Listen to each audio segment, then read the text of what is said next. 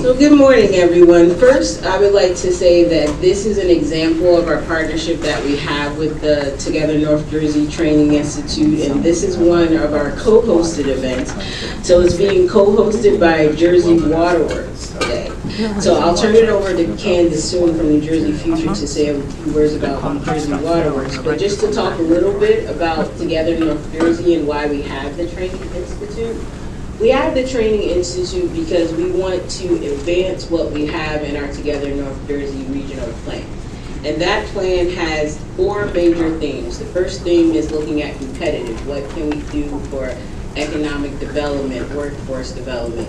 Efficient, looking at our infrastructure, whether we're talking about transportation, water, wastewater, a number of things we're going to be talking about today. Looking at livable, how are you getting access to these great places? And how are you leveraging some of those assets?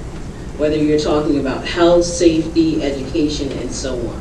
And then, of course, resilient, the topic that really merges a lot of our themes today, where we're looking at things like flood management, we're looking at how are we dealing with severe weather, dealing with some of the temperatures, and so on.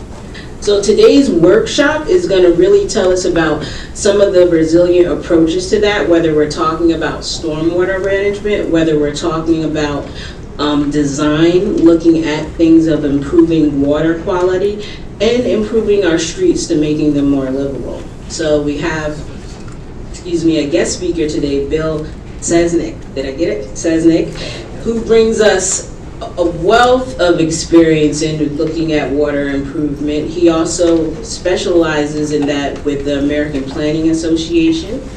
He has several years of experience. He is the current vice president of CDM Smith. He works across sectors, whether it's looking at water resources, infrastructure, environmental planning, and water reliability. So he has been a champion of looking at water improvement for several decades, I would say, and one of our great moderators today. But before we get started, all the refreshments that you have in the back, I want to thank AECOM. They provided our refreshments, so let's thank them. And I don't know if but she took the lead on that. I can't see you right now, but I think you're in the audience somewhere. So we do thank you for that. And because this is a partnership in this effort, I just want to give Candace the opportunity to say it.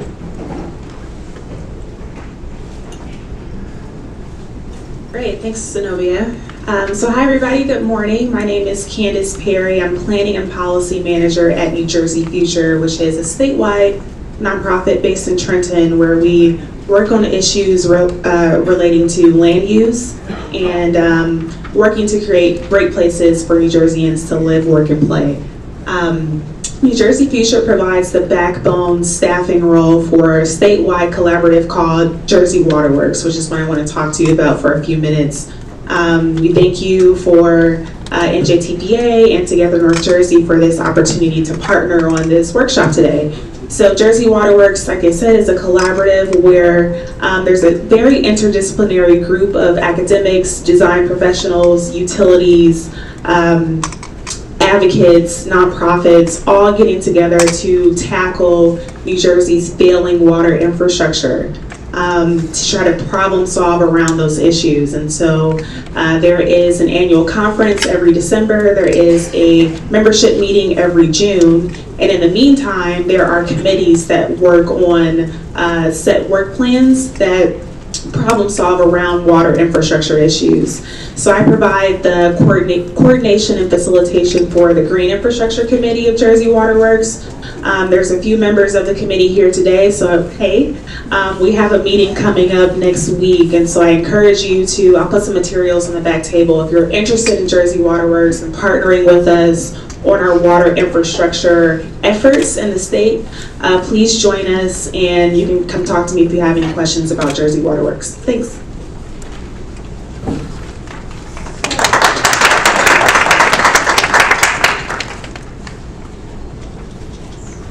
With that, we'll bring up Bill. Bill will start with giving us an overview. Then we're going to hear some case studies from our neighboring states and move into hearing case studies with New Jersey. Bill?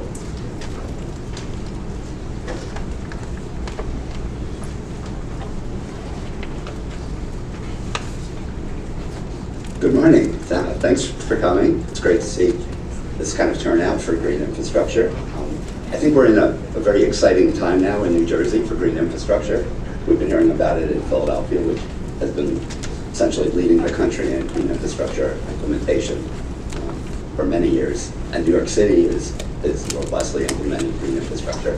New Jersey's sort of been hovering in between those great cities, trying to figure out what to do. But over the last year or two, we've just seen an enormous increase in interest in support materials, guidance, changes at the state level that are really going to go far in terms of promoting green infrastructure. So our friends have asked me to introduce this topic. What I usually like to do is start with a little bit of a survey to get a sense of everyone's background. So I have 3 sets of questions. So I'll ask you for the first set to raise your hand for either A or B. Who has some familiarity with green infrastructure versus in-depth? So some familiarity? Okay. In-depth. Okay, interesting. Thanks. Second question, who has been exposed to green infrastructure principally through land development versus transportation projects? And we'll put right away in transportation. So through land development processes and transportation project. Okay, about balance, interesting. And question 3, who's experienced with green infrastructure? Fewer notifications. I want fewer notifications. Experience with green infrastructure through upgrading existing facilities versus new construction. So upgrading new facilities experience? You might think that's right. New facility experience. Okay, good. What we've seen in New Jersey and through my work with Jersey Water Works and New Jersey Future and other agencies, Chris Obrata at Rutgers, is the fact that New Jersey is really just coming into its own in terms of green infrastructure implementation. So let's just start with the basics. A quick review. What is green infrastructure? Green infrastructure, or what a lot of people call green stormwater infrastructure, same thing, refers to a set of stormwater management practices that mimic the natural water cycle, essentially. Intercept and capture the stormwater, infiltrate it, very important when you can, evaporate and transpire some of it through plantings, and harvest and reuse it as a resource if you can, again, if that's available. And also there's a storage and slow release option that also delays its entry into the system. So essentially natural systems that capture rainfall where it falls and tries to prevent it from entering the drainage system. Unlike traditional gray, uses high performance landscaping typically.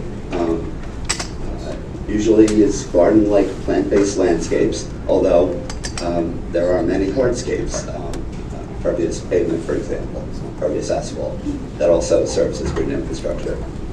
It can be installed on roofs, paved areas, and parking areas, very important from a transportation perspective.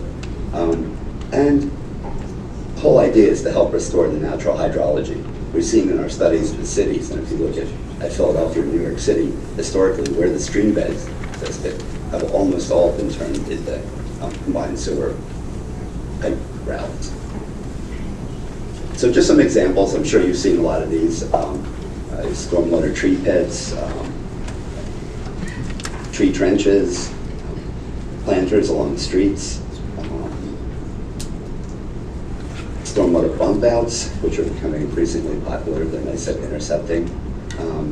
And what we found in our work with Newark, that they were looking for some guidance and some go-bys, and we found that basically between the West Coast, the state of Washington and Oregon, and the East Coast between Maryland, and Virginia, and Washington, D.C., and New York, and Philadelphia, there's a ton of material available for municipalities and for agencies that want to move forward robustly.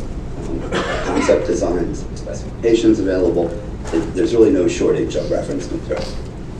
The idea, or the goal, I think, in New Jersey right now is to begin to pull it together in some coherent way. And I think Jersey Water Works has been fantastic in working in that regard. Other techniques involve subsurface storage, porous pavement you see in the lower left, blue roofs, a bioretention rain garden on streetscapes. Again, designed to capture runoff before it enters a piping system and gets routed to a stream. In Newark, some pilot concepts were developed. Here's a classic stormwater bump out, again, artistically placed into a streetscape in Newark. And again, it's useful because it shows how you can begin to capture the runoff in the street and from pavements, all the hardscape surfaces, and begin to infiltrate that and store it for slow release. And Newark's an interesting example because it has two types of subsurfaces. It has a porous subsurface and it has areas with high water tables. In areas with high water tables, also like in the Meadowlands, you have a lot of trouble infiltrating. And in those cases, you want to have slow and small infiltration coupled with storage of that water, so you're delaying its return to the stream network. So here's a classic example of a streetscape in Philadelphia before and then after, if you apply all these different practices. And you can see it increases the amenity, increases the attractiveness, it increases improves the natural hydrology, increases infiltration, and it also helps resolve combined sewer issues. So there are many benefits of green infrastructure. They've been postulated through a whole range of, let's say, triple bottom line categories. I'm just going to pick off a few here. Reducing runoff and improving flood protection. So we have a situation where we're trying to capture the runoff where it lands on the street in the city. And a lot of people have really sold this, and actually the recent stormwater utility legislation from New Jersey has talked about using it as flood control. But remember that if you're playing up the flood control benefits to your residents or your audience, you're capturing the first inch or two of rainfall. So large storms are attenuated by green infrastructure, but they're not totally controlled. You reduce stream pollution. This is very important to DEP. DEP is trying to implement the MS4 regulations of the Clean Water Act in New Jersey. I shouldn't say trying, they are implementing it. We'll probably hear about that later. And the goal is, of course, is to improve water quality in receiving waters. And after the Clean Water Act implementation and all the point sources were controlled from industries, they found that the water quality had not improved that dramatically in the streams and figured out it was all from non-point sources.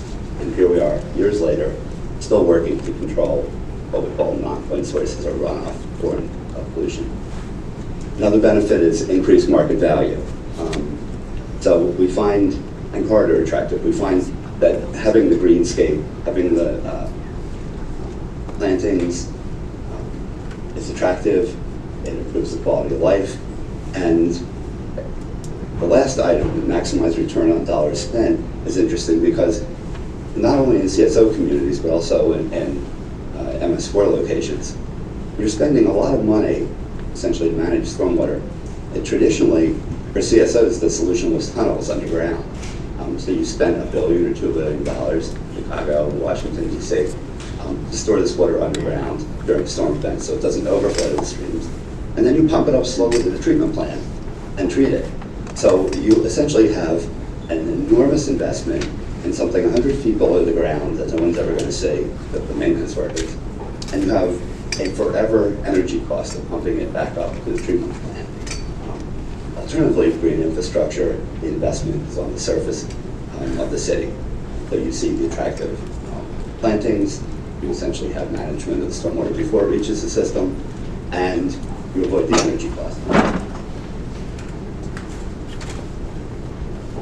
A little bit on history of stormwater in New Jersey. And I talk about this, I'm an adjunct professor at Blaustein School of Planning and Sustainable Infrastructure Planning.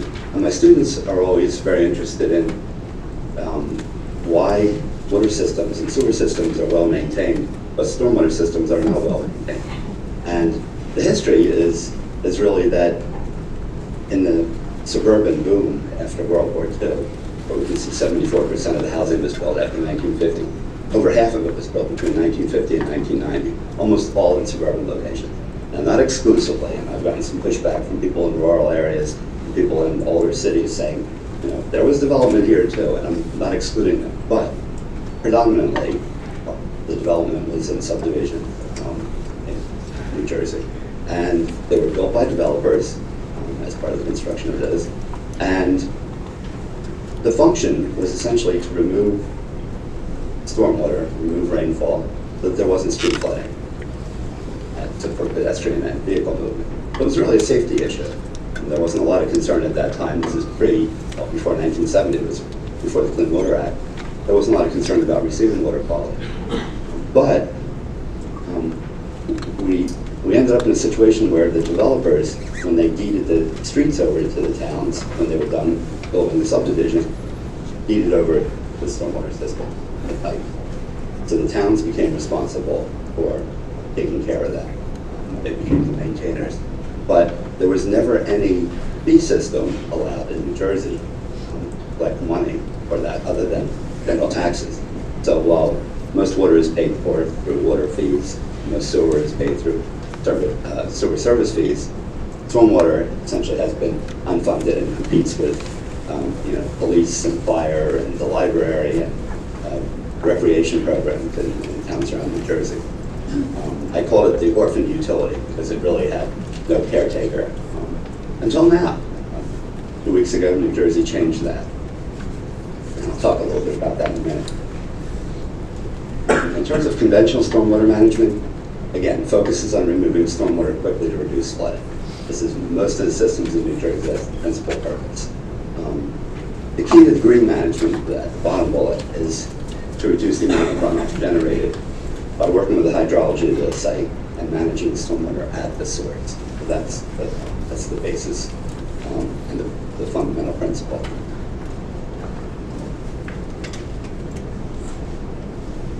So just a couple examples here. I like to call it a transformation. I was joking the other day and I called it a perfect storm of intersectional events, and perfect storm in a good way. Recently, within the last 2 weeks, both the New Jersey Senate and Assembly passed stormwater utility legislation. This has been a milestone for the state. I worked on a project for DEP probably 15 years ago, recommending that enabling legislation be created in New Jersey. And then through a series of different governors and political agendas that have never really been acted on until a week or two ago. Now it's been passed by the Senate and Assembly, waiting for the governor's signature. All signs are that he will sign that. And then towns, counties, utilities in New Jersey will be able to move forward on a voluntary basis to implement stormwater utilities. Also, we have, under Sustainable Jersey, a whole series of recognition and, in some way, award programs that recognize towns that implement green and sustainable solutions. So, towns that are following this process, towns that will begin to implement stormwater utilities, those that are already implementing green infrastructure, and there are a bunch of them. We'll hear from our panelists today, especially those in New Jersey, receive recognition and are heralded for their work, and also becomes the basis of other people implementing these programs. So the recent momentum involves the passage of stormwater utility law, and this is just some examples. This is not everything that's happened. DEP has proposed new stormwater management regulations in New Jersey that really favor green infrastructure solutions. This is a momentous change. It's not adopted and approved yet. They're still receiving comments, I believe. And I know New Jersey Future has submitted comments in favor of the changes in the law. So there are really some innovative and important changes coming. NGTPA is involved in climate resilience. There's a project for the Passaic Basin to look at the vulnerability of transportation infrastructure, highways, rail, transit, the whole range of transportation infrastructure, and understand its vulnerability with respect to climate change, flooding. So again, they're looking at potential solutions that will ameliorate these future risks to their system. NJDEP has a rebuild by design, that's what RBD stands for. Rebuild by design, if folks don't know, was a big effort initiated by HUD at the federal level to create a competition essentially for design solutions. And there were a whole series of very innovative design solutions and dams. Two in New Jersey were funded by HUD in subsequent rounds of competition and funding, the Hoboken and the Meadowlands. And DEP has also received some funding for stormwater maintenance toolkit that they're building right now. And again, that all involves green infrastructure components. There are also coastal resiliency projects that are being advanced. And I know Nick from Middlesex County is here. They won one of those local resiliency grants. We also have a whole series of municipal innovation and high levels of activity. Camden has been very proactive under their SMART program, with the stormwater management program. Trenton has stream daylighting. Hoboken has a whole series that you'll hear about today, a very exciting program. Hoboken's really leading the state in many ways in terms of green infrastructure implementation. Newark as well. Newark was looking at stormwater utility and stormwater fees even before the legislation was passed, so they're anticipating sources of funding to be able to move ahead on greening Newark. And there are many. Chris Obrupta from Rutgers told me that they've worked with over 100 towns in New Jersey to help move green infrastructure ahead. New Jersey Future has their mainstream green infrastructure program. Go on that website. There are a million different items that are valuable, important, helpful, both from design, planning. They also have an amazing website, municipal toolkit that they're rolling out. And that is just chock full of valuable information regarding green implementation.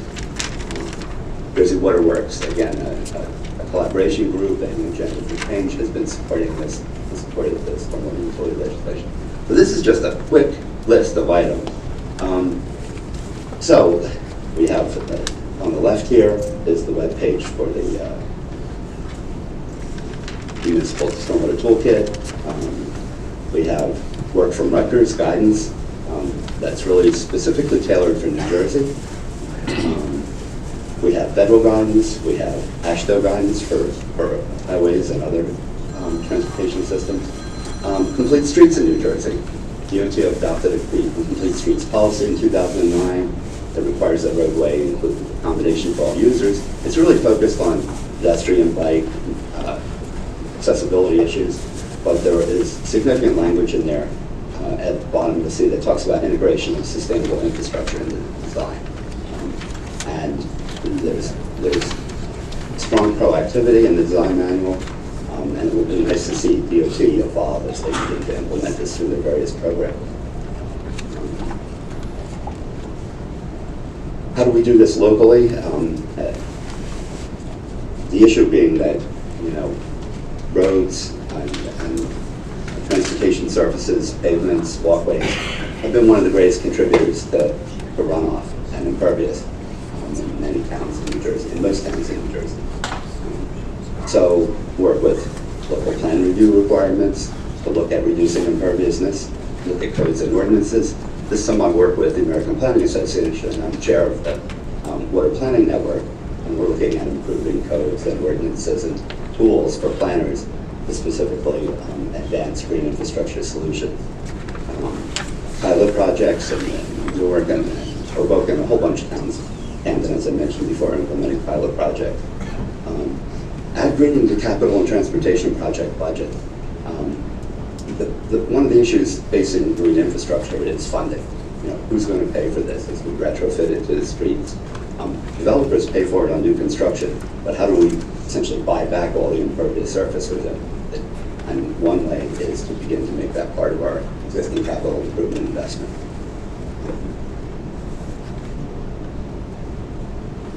So we have a series of presentations today. Liz from Philadelphia. Philadelphia was essentially the first city that was permitted by EPA in the country to advance a green stormwater infrastructure solution for combined sewer overflow.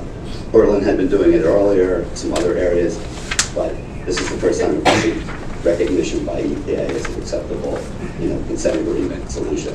And now we've seen that spread to New York and Washington and almost every other city. Vincent Lee from Arrow talking about the New York City experience. Jennifer Gonzalez talking about the amazing work that's going on in Hoboken. Rob Thomas from Newark. Again, Newark has been leading the way in many ways. And thinking about green and finding new ways to implement green in their cities, like those are really valuable experiences for people. I'm not sure, do we have Garrett with us? Yep. So thank you. I drew on many sources for my presentation: Philadelphia, DP, Rutgers. So thanks to all those folks.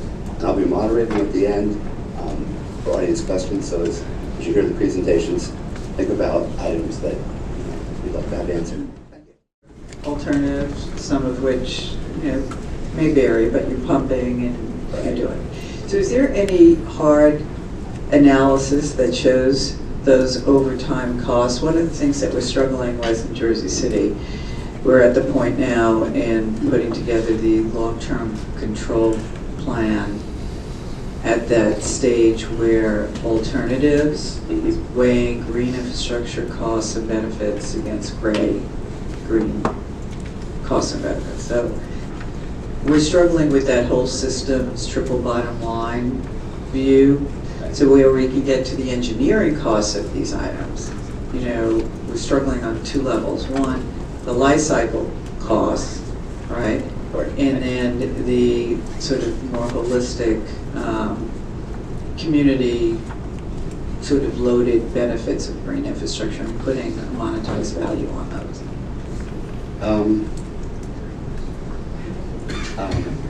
Does everyone have a half an hour? No. Sorry, but it is a struggle, and you brought it up. I'll go back and revise my presentation. There's three parts of my answer, I think. One is that the triple bottom line was taken into account by the federal agencies, by EPA. There was a very robust triple bottom line analysis done for Philadelphia. And it began to monetize some of the benefits to health and reducing heat island and how that reduces heart attacks and increased amenity in neighborhoods. And, It's just too much. Just the whole range of triple bottom line issues, improving equity in neighborhoods. Right, are there valuations that are available public? That is a report that's available on their website. So Which yes. website, Philly or? Philadelphia Water Department, right? Okay, thank you. The second part is life cycle costing. Life cycle costing tends to be complicated, and maybe some of our other panelists can weigh in on this during their presentation, but what I'm seeing right now is that green infrastructure is new. So we're in a sort of the rising limb of the curve in terms of implementation. There's a lot of learning going on. Early implementation of green infrastructure in many places involves understanding why the contractors aren't putting it in properly. And particularly most drainage contractors, they're happy if they get an overflow or alignment within an inch or two. But in green infrastructure, because we're only capturing an inch or two, we need per centimeter accuracy in elevations of installed facility. So they're learning how to create requirements for the contractors and inspect for that. So the bottom line is that I think a lot of the early examples are a little expensive. So the life cycle costing has been difficult. Early efforts at maintenance of green infrastructure, people are figuring out what the best program is. We have a crew, do we have them be certified by NGICP, which is the Water Environment Federation has worked with a group, National Green Infrastructure Certification Program, to certify folks in maintenance of systems. We would require that as part of our contract. Does that increase the cost? Does it decrease the cost over the long term? So we're in a development phase. That said, it's pretty clear through EPA's work that green infrastructure is competitive with gray infrastructure. and will only become increasingly competitive over time as we get more efficient, more effective, we use better designs in implementing green. Right now, as I said, it's a little bit of a learning process, and the cities have really responded very quickly to what they're finding out in the field and what they're finding out from their implementation experience. And not all of it's negative. For example, we're finding in most locations that the infiltration rates from green infrastructure are much higher than the design specification. So they're actually performing much more effectively than anyone anticipated. Folks are starting to look at things like dynamic design options for actually tailoring the green infrastructure to the site conditions when you do infiltration testing. So there's a whole series of positive and learning experiences there. Does that actually give you a question? Yeah. It should, but Okay. give me an answer. So I'm aware of a few online calculator tools, and if you see me afterwards, I can point you to where exactly to find it. It's mentioned in New Jersey Future's Developers Green Infrastructure Guide. Yes. And so their online calculator tools where you can compare and contrast a gray infrastructure approach and a green infrastructure approach. Then there's another tool where you can compare green infrastructure by green infrastructure. So say you wanted to do a green roof, a green street, and a bioswale versus just the bioswale. What would that cost? So they're really high-level planning tools that I wouldn't expect it to be accurate down to the cent, but it can give you an idea if you're just kind of sorting through options at the very high-level design and planning phase. So again, they're in the Developers Green Infrastructure Guide, and would be happy to connect you to that and get your feedback on how your process was using those tools. Thank you. We're starting to use that. A quick follow-up on that. Those are great general tools.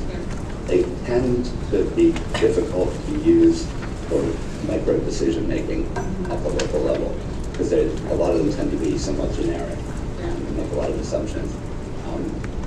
Alternative, it's sort of the opposite end of that spectrum is it's something like the planning operation at Philadelphia Water Department, which goes through what is an extremely robust analysis of low points in drainage and available land and infiltration to essentially come up with the best intervention, the best design type for each location. So that's really detailed versus these tools which tend to be general but really useful for large area. Thank you. I just, one last point which is related to my previous question. Has there been an energy analysis over time for gray infrastructure? Has there been an energy analysis of gray versus green infrastructure? That's your question? Well, you had mentioned that Yes. this is a continuing. I'm just ongoing repeating it in process. case somebody can't hear. So, yes, there have been several looks at those comparative costs. But again, they're plagued by a lot of unknowns. What will future costs be for maintenance for green infrastructure? So forget the green infrastructure. Is there something out there that talks about the overtime continued energy costs of gray infrastructure? Yes. Where is And any engineers can estimate that. That should be in the operating budgets of anybody who's already implemented gray infrastructure or a tunnel solution. Specifically tunnel solutions, but we're talking about pumping and those for CSO control. Thank you.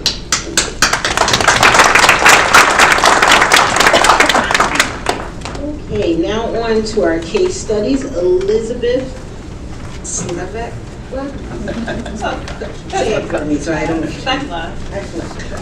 She manages the Green Stormwater Infrastructure Planning Group for the Philadelphia Water Department. She brings experience in planning, design, public engagement projects, and she's also guiding a team where she's leading the development on a range of strategies of implementing green infrastructure projects throughout the city of Philadelphia. Elizabeth?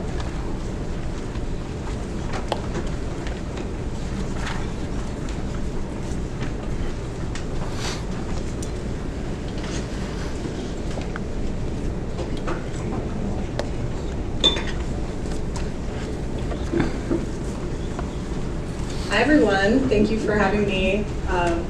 Philadelphia for this talk. It's good to hear what neighboring states and small municipalities are doing in different areas. I know everybody sort of has a different problem that they're trying to solve. So it's always good to learn from each other, especially as Bill mentioned, this is sort of a new field, even though it's been around for a little while now. We're still sort of in the learning curve of what's working and what's not working and data gathering. So it's good to always learn from each other there. I wanted to start off with a little bit of context for those of you who may be more familiar with New York than Philadelphia. So the map that you see here shows the city boundaries of Philadelphia. The gray shaded area is our combined sewer within the city. So it's about 2/3 of the city. It's sort of the center of the city, the most dense neighborhoods that are serviced by our combined sewers. Orange dots you see are our outfalls for our combined sewer. So my team is primarily focused on reducing the size of those dots. The size correlates to the amount of overflows that we have each year. Also, just to point out, the center of the city is sort of situated between two major water bodies, the Delaware River to east and the Schuylkill River, which sort of divides Center City from West Philadelphia. So in Philly, we have a unique situation. In 2011, we entered into a consent order and agreement with PADP to our long-term control plan. The nicer name for it is our Green City Clean Waters Plan, which you may or may not have heard of. Basically, it's a 25-year plan to stay in compliance with the Clean Water Act. It's divided up into 5-year milestones. So we are currently almost in year 8. So we hit our first 5-year milestone where we had to implement a certain amount of green infrastructure to stay in compliance. Our next big milestone is year 10. So 2021, everybody at the Water Department is really gearing up and making sure that we're getting all the projects we need in the ground to stay in compliance. So the goals of this 25-year program are sort of steep. This is the biggest program to be implemented, or the first of, I believe it's still the largest city to have this sort of program. So instead of meeting the clean water obligations through implementing gray infrastructure, we are primarily meeting it through implementing green infrastructure across the city. We are doing some gray updates as well, but primarily green infrastructure. So the 25-year goal is to implement 10,000 acres worth of green infrastructure. So managing a lot of water in very tight spaces in an urban area. Well, I guess the font did not translate to this computer, but we have 3 main ways that green stormwater infrastructure is implemented in the city.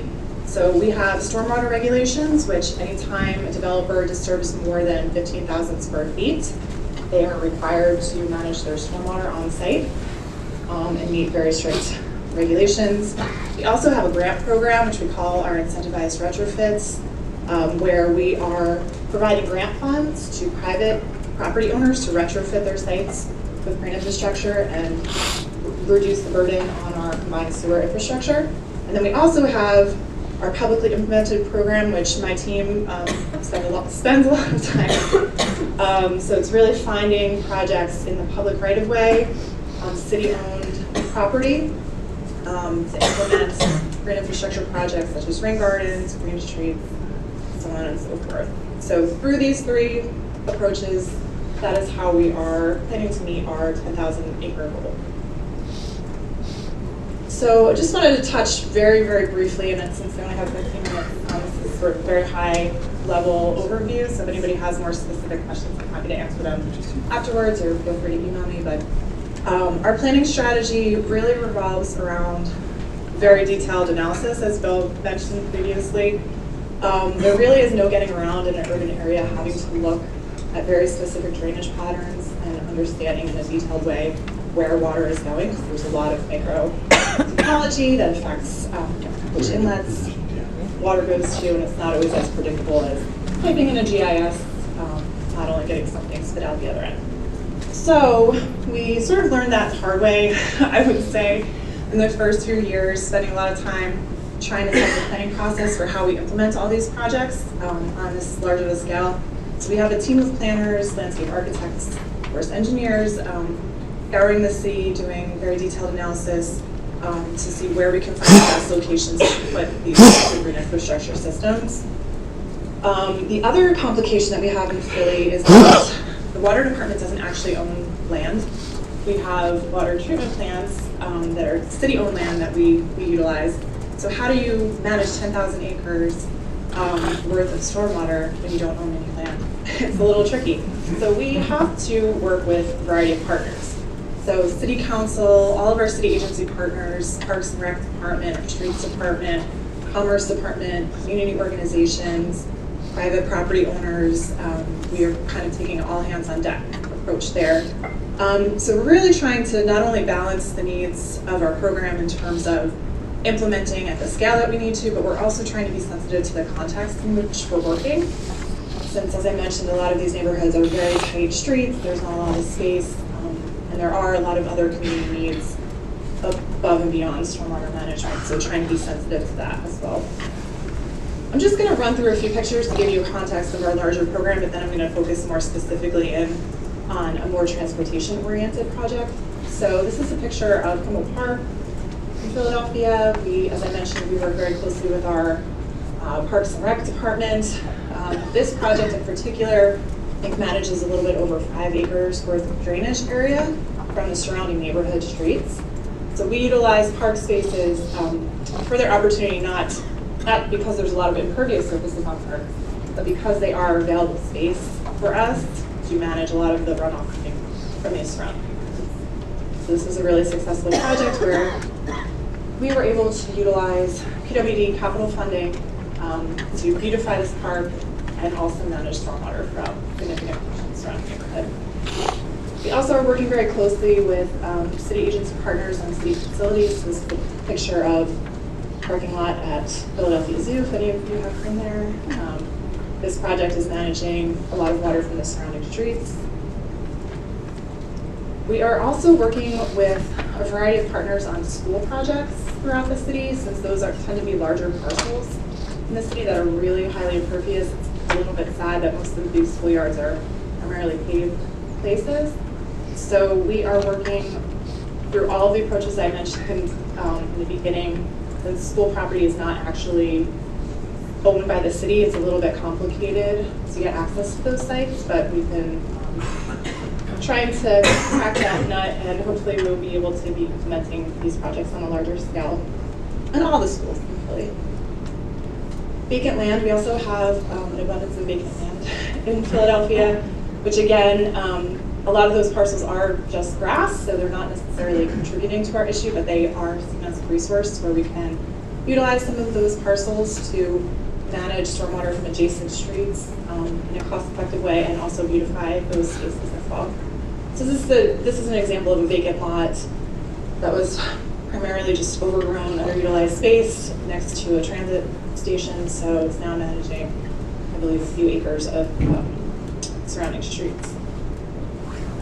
Speaking of streets, this is our most challenging and I think the space that has the most opportunity in the city, since it makes up the majority of our impervious surfaces. This street in particular is the Parkway. Kind of love looking at the messiness of the construction process. So this is where we had implemented a tree trench along the Parkway. So at the end of the day, you don't actually see most of this infrastructure. You see trees planted and the streetscape, but we are managing the runoff from the adjacent streets in this practice. In this case, the system is lined because of a lot of utilities and other underground infrastructure that we don't want to be impacting, since water doesn't really usually work too kindly with other utilities. So that brings me to my more specific case study that I wanted to sort of run through really quickly today. The map that you see here, you can't really see since it's very small, but marks all of the green infrastructure that's been implemented through our public program. Dark green and sort of the yellowish chartreuse color shows all the streets and parks that we currently have projects in design. So we have hundreds of projects in design right now, thousands of acres that we're currently working on. We have to have over 2,000 acres worth of stormwater managed by the year 2021. So we are really getting into our stride with our program. So I wanted to point out the American Street project to you specifically today, since this is sort of about the nexus of green stormwater infrastructure and transportation. So the street corridor that you can barely see on the map is American Street. It's a 2-mile corridor that's a little bit north of the heart of Center City, highly impervious area. It's a very unique street since it has a very wide right-of-way. A lot of our streets have very narrow right-of-way, maybe one car and one parking lane. There are abandoned, obsolete tracks. Here's a picture just so you can get for context. Abandoned, obsolete tracks. This is actually a really nice portion of the tracks along the corridor. There's places where it's really kind of hazardous and going all over the place. It's been sort of a burden on the surrounding community for years now. The community that surrounds this corridor, that's been primarily commercial, has been very divided on what they want to see happen along this corridor. So there's been sort of a planning fatigue going on in the neighborhood, as there's been multiple plans developed, no real action is happening. So that all changed in 2015. The water department had been eyeing this particular corridor for a while. Since I mentioned it is unique, it's a very wide right-of-way. So from our perspective, we thought there was a lot of opportunities to place green stormwater infrastructure. We did a very detailed analysis looking at the underground utilities, the conditions, where access needed to remain for adjacent property owners, businesses that had large trucks with large turning radii. So we did a very detailed analysis block by block for over 30 blocks to see where we could place bioswales or bump outs or tree trenches, other forms of green infrastructure. So we basically did it inside-outside. Is it better to put the green infrastructure along the sidewalk edge, or is it better to put it down the median? And what we did find was that because this corridor had rail tracks for so long, there were no other utilities present in the median. So that jumped out to us as an immediate opportunity, but also pretty big constraint because it's very costly to remove old rail tracks. So we completed our planning study and then sort of had to table this idea for a little while, waiting for other partners to get on board and for other funding to become available, because it would have been too expensive for the water department to lead this project on our own. So 2015, we worked really closely with our streets department, our commerce department, and other city agencies. We applied for Tiger Grant funding to help offset some of the costs that were going to be incurred by taking on a project of this scale. And we were awarded funding, which was great, but was also a little bit scary because there were very tight timelines associated with this funding. So we had to have the project completed within 2 years, which for those of you in the green infrastructure business, that is a very tight timeline.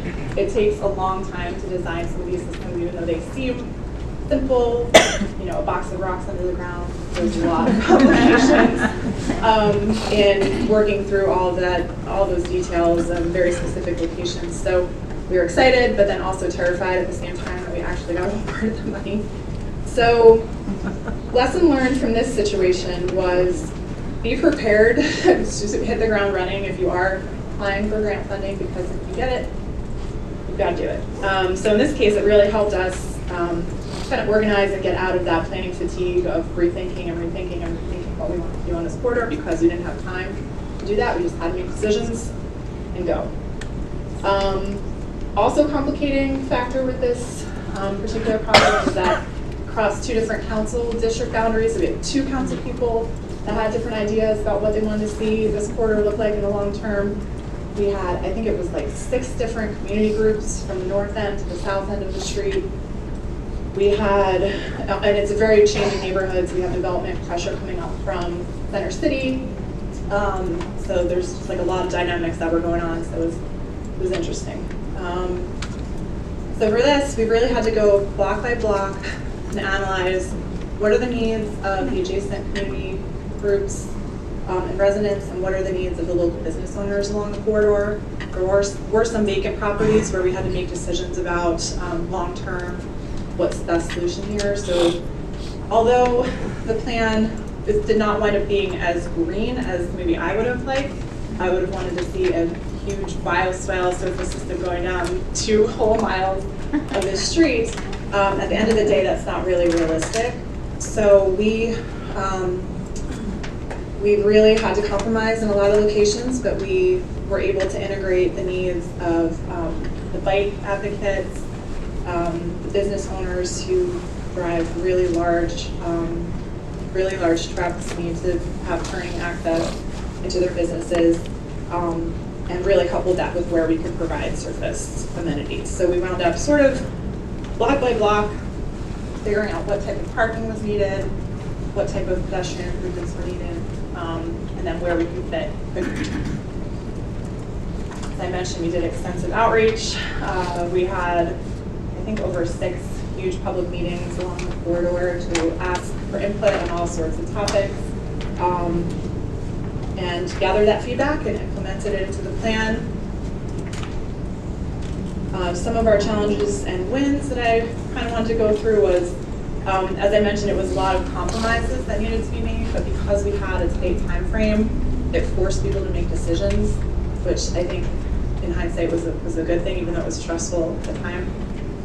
This is a cross-section of the majority of the corridor, which looks at the new sidewalks and lighting and street trees that are going to be implemented. We are capturing over 50 acres worth of drainage, 25 drainage acres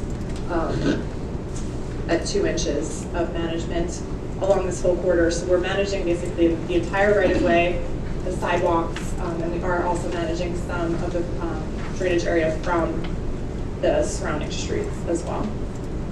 So the water is captured in inlets at the curb and then piped to the center median in locations where we have center median. The water department will be maintaining that center median, so that was also an added value to the project for long-term maintenance.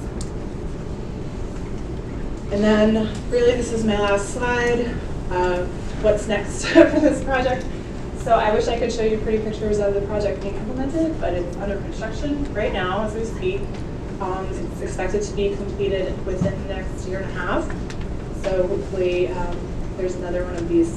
Come back and show you the end product. We are also looking from the water department's perspective on how we can disconnect a lot of the private parcels that are along this corridor to see if we can utilize this really public infrastructure in the right-of-way to help those properties manage their stormwater in a more green way. So happy to answer any questions. Questions?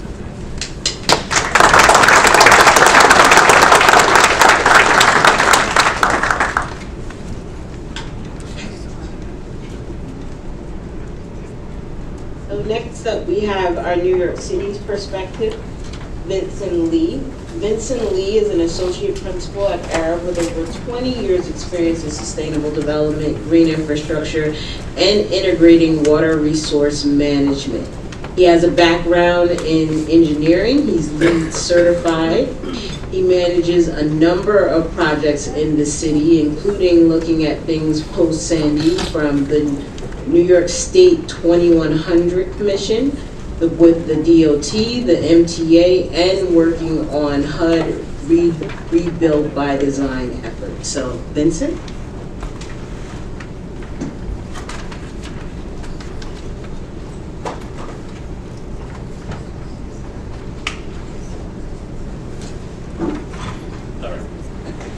All right, thanks to the organizers for inviting me to speak and share our experience. So as you heard, I'll be talking about our experience in New York City, and I'll really just jump right through it. You'll hear a lot of the same themes, but I'll go through a lot of the challenges that we have at implementing at scale in the city. So this is how we at Arab see green infrastructure and some of the opportunities and some of the challenges we face, right? So we have the problem of combined sewer overflows. We have issues with climate change. We have the opportunities that building resilience into our systems can create. We have data that is available to us that we never had before, and this is a way for us to do planning in a very different way and trying to identify opportunities and priorities.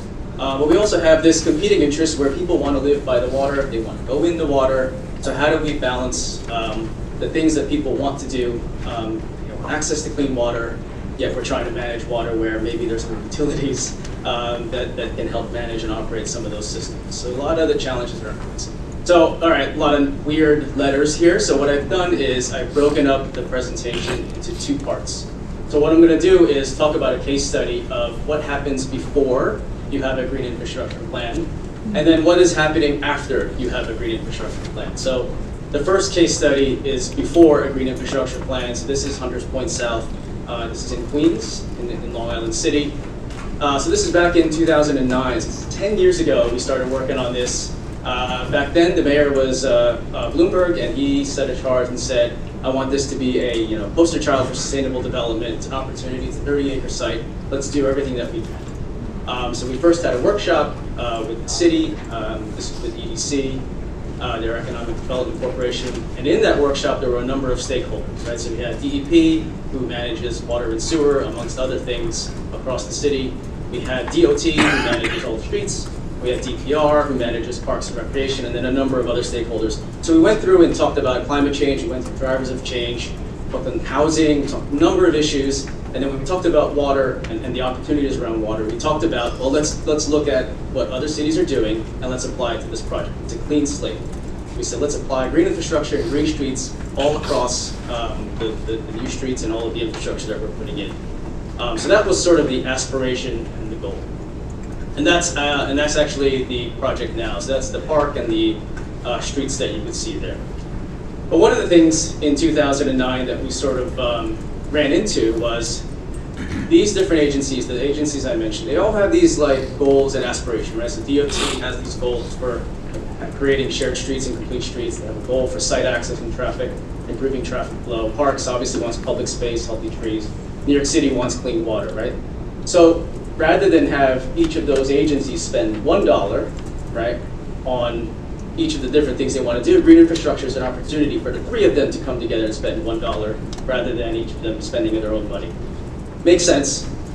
The problem is, when we went through the workshops, everyone agreed to it, we went into implementation with no program in place. What then happened was, hey, DEP, we want to put in, you said you guys wanted to do green streets, how can we get this through your planning and approval process? So, well, these are really street trees, right? At the end of the day, it's what we're putting in. So, parks should really be the ones that you should talk to because they're the ones that are going to maintain this. So we go to parks. Parks is like, well, it's within public right of way. It's within the streets and sidewalks. Really, DOT should be the ones you talk to.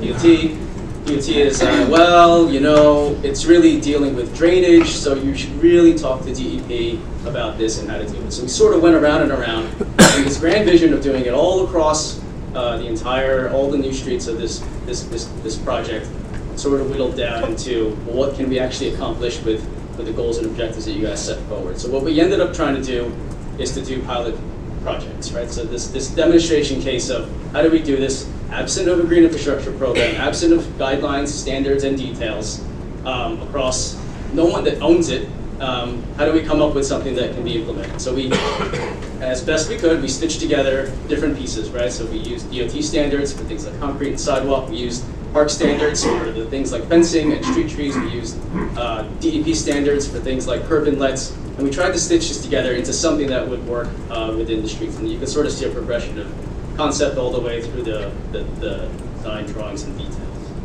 And then this is an example of implementations. You have the street stormwater planters, or right-of-way bioswales as they're now called, porous pavement within the sidewalks, which are also connected with these silvicelles. It's a way to promote tree growth across the street trees. And then we have a linear rain garden in the waterfront park. But the challenge when you don't have a program and nobody owns it, and a developer comes in and builds what they need to build, if you look at this is the bioswale. Does that function for stormwater? The curb is closed, and it's completely filled in with dirt. So no water is going to go in there. What it was intended for, it's not going to function in terms of a stormwater feature. And this is what happens when there's no sort of ownership and no program in place, right? Sort of nobody owned it.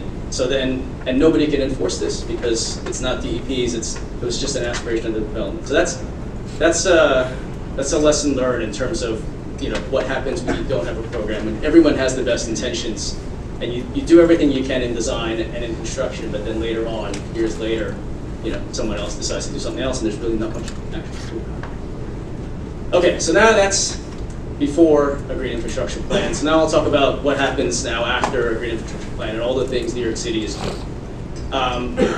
So just some background, similar to Philadelphia, New York City, the green areas represent all of the areas that are served by combined sewer overflows. These are pipe systems that have both stormwater and sanitary. There's 14 wastewater treatment plants and several hundred CSO outfalls across the city. And the New York Times, many years ago, produced this graphic that illustrated where the hotspots were in terms of CSO overflows across New York City. So then, remember, my case study was 2009, right? So now in 2010, New York City develops a green infrastructure plan. 2011, they now have an Office of Green Infrastructure, and I would say in parallel, the Parks Department and DOT, those key agencies that I talked about, similarly also had their set of guidelines and set of people that they can then rely on and that were focused on this.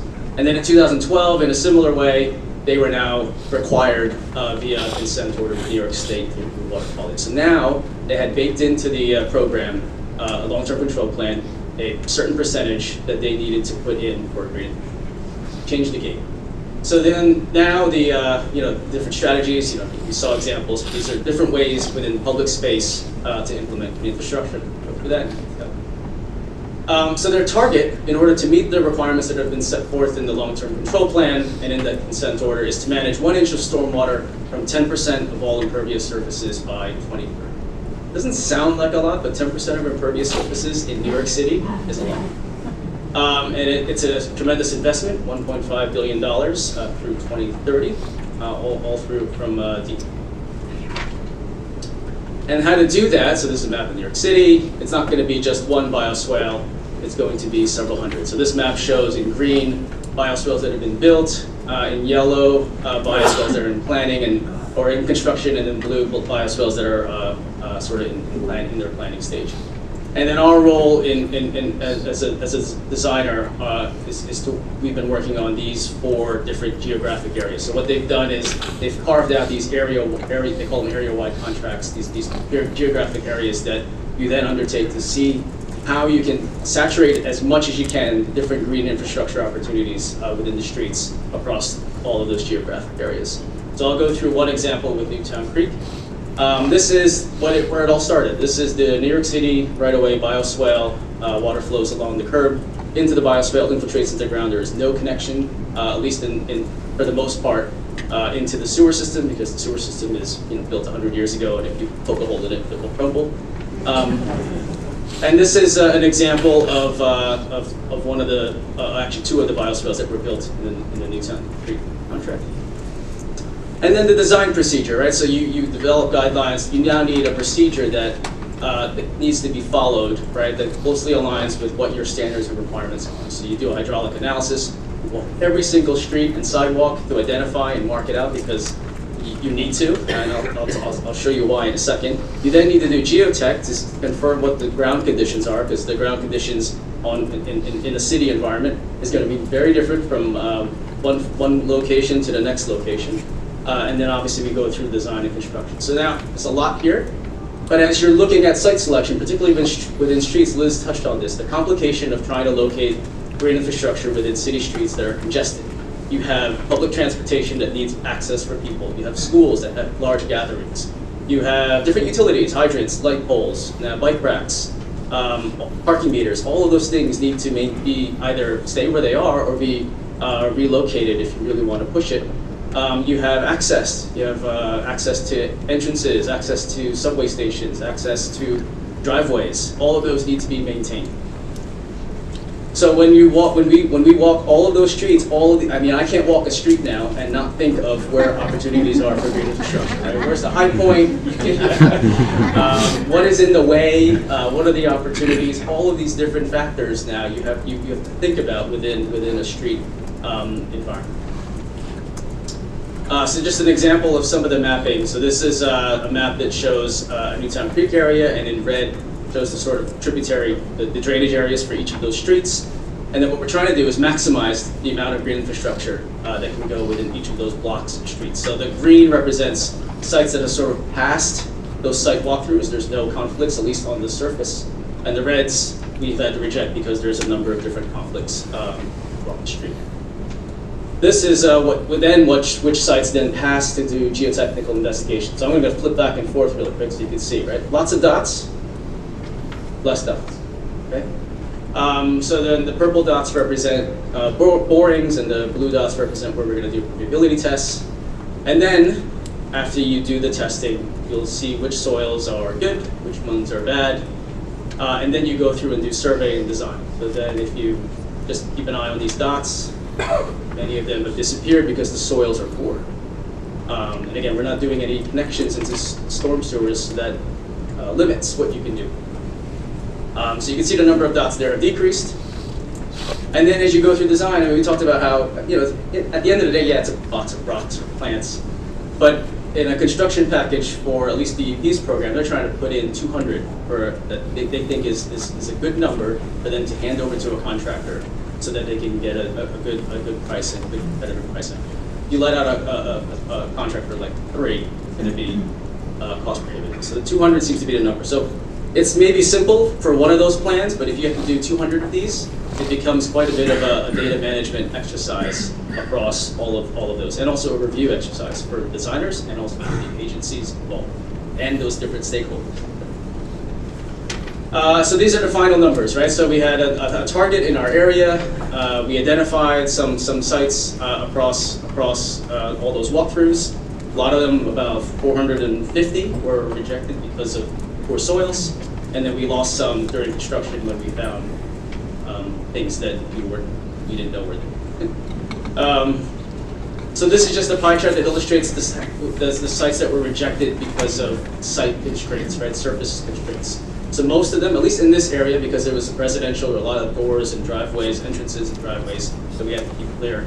A lot of them were rejected because of those. We had a lot of mature trees and built within the canopy, and then you can see the other myriad of different reasons, from bus stops to street furnishings to being located around a school and a church in those large gathering areas. So where is this going, right? So we talked about this is a very much an evolving process, right? So this is what started it all, right? That 5 foot or maybe 4 foot by 20 foot right away bioswale. So this was the original standard detail that DEP tried to roll out. I talked about how many were rejected because of different site constraints. So what has happened now is an evolution in the program and an evolution in the different details and things that we can apply. So this is 5 by 20. If the sidewalks are really narrow, they now have what they call a right-of-way green strip, which is now, instead of 5 foot, it's 3.5 feet, so we can maybe accommodate more pedestrian access and for narrower sidewalks.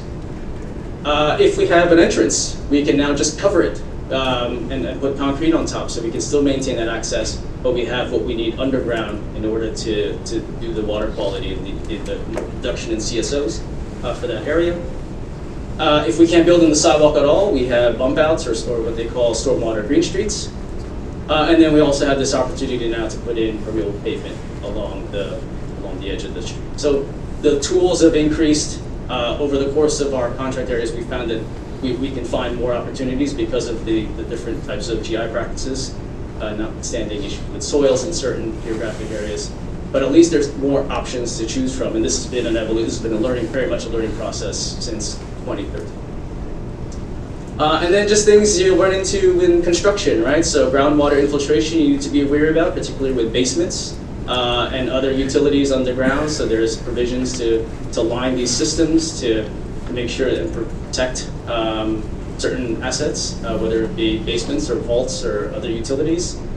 There's trying to comb through old records to see what's actually there so that you don't hit anything when you're doing any drilling or when you're doing any construction. The bottom right, you don't know what you don't know. So there could be utilities that are there that maybe weren't surveyed or that nobody knew about that we had to relocate during construction. And then bottom left, sometimes you might find something you would never expect to find. That's actually, you could fit a car in that vault, and that was under one of the sidewalks in one of our sites. And just a summary of lessons learned, right? So on Hunters Point South, interagency coordination is key, getting all the different stakeholders involved. Number one, identifying who the right stakeholders are, what are their goals and objectives, and how can we get alignment from them? How do we get, what happens when there are no design guidelines and standards or implementation for the end? And then with the green infrastructure plan, defining the objective, what are the benefits and life cycle costs. The DEP went through their own study in terms of gray versus green. Maintenance and ownership is key, right? There is a process and a mechanism for that now. And every city is different, right? So you saw examples of what they're doing in Philadelphia. You'll hear examples later. Every city, every community is taking this different. So it's all context specific, but the principles around it are still the same. And in both cases, you very much need the community to buy in because you're building within space. And where is the future? So there's opportunities now with technology and using BIM and augmented reality as a way to, when we're walking the streets, this is what we're doing. Rather than trying to explain it, you can also illustrate it with the tools and equipment that we're already out there with. And then it's not just maybe green streets. So this is a pilot in Sunset Park in Brooklyn of trying to take, what can we do with those downspouts from that highway above, and how can we leverage green infrastructure to deal with that. So it's a way to treat it, but also as a way of art and public space. And then I will leave you with a quote that I think resonates with the challenge that New Jersey faces. So I'll read it. Though New Jersey's combined sewer discharges are on the scale of Philadelphia, instead of one city department, there are 18 entities in charge of sewer collection and 8 sewage authorities, in addition to many more that manage drinking water systems. And then you have all of the separate stormwater systems. So, I mean, there's no doubt it is a challenge because of the scale. But I also think that there's opportunities. There's less agencies, maybe less other things that you maybe have to deal with than let's say the big beasts, some of the cities. That's it. Thank you. Thank you.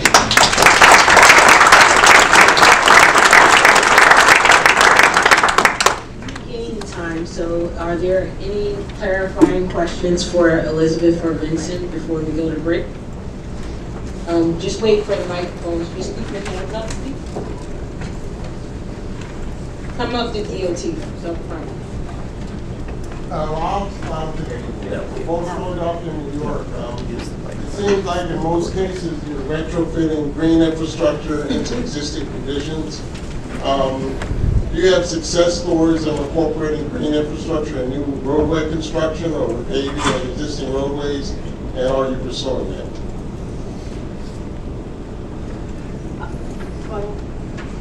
In Philadelphia, our street grid really hasn't changed very much in the last 100 years. So it's very, very minimal opportunities to start from scratch. I think the American Street example is as close as we would usually get to reconstructing a street. So in that case, it was a real opportunity for us to put something back that was more complete.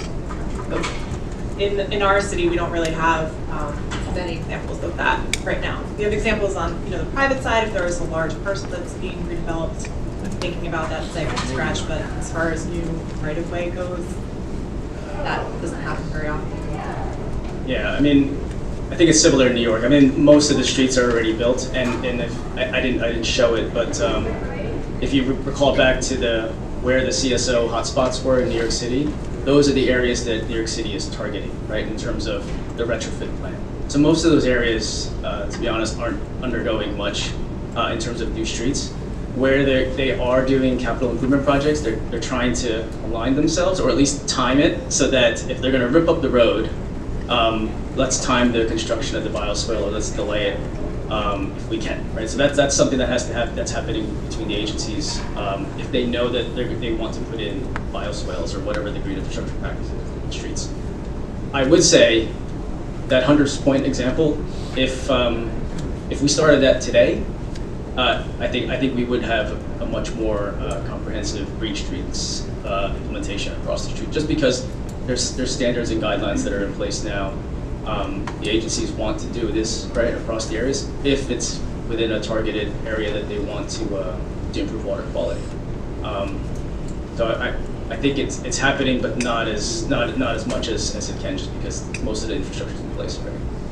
Yeah, I mean, infrastructure doesn't last forever, so Yeah. there will be opportunity going forward. Yeah, Okay. that's Well, I right. mean, if you're starting from scratch, it's a great opportunity to think about the best locations for all the infrastructure to create this space for the green infrastructure practices.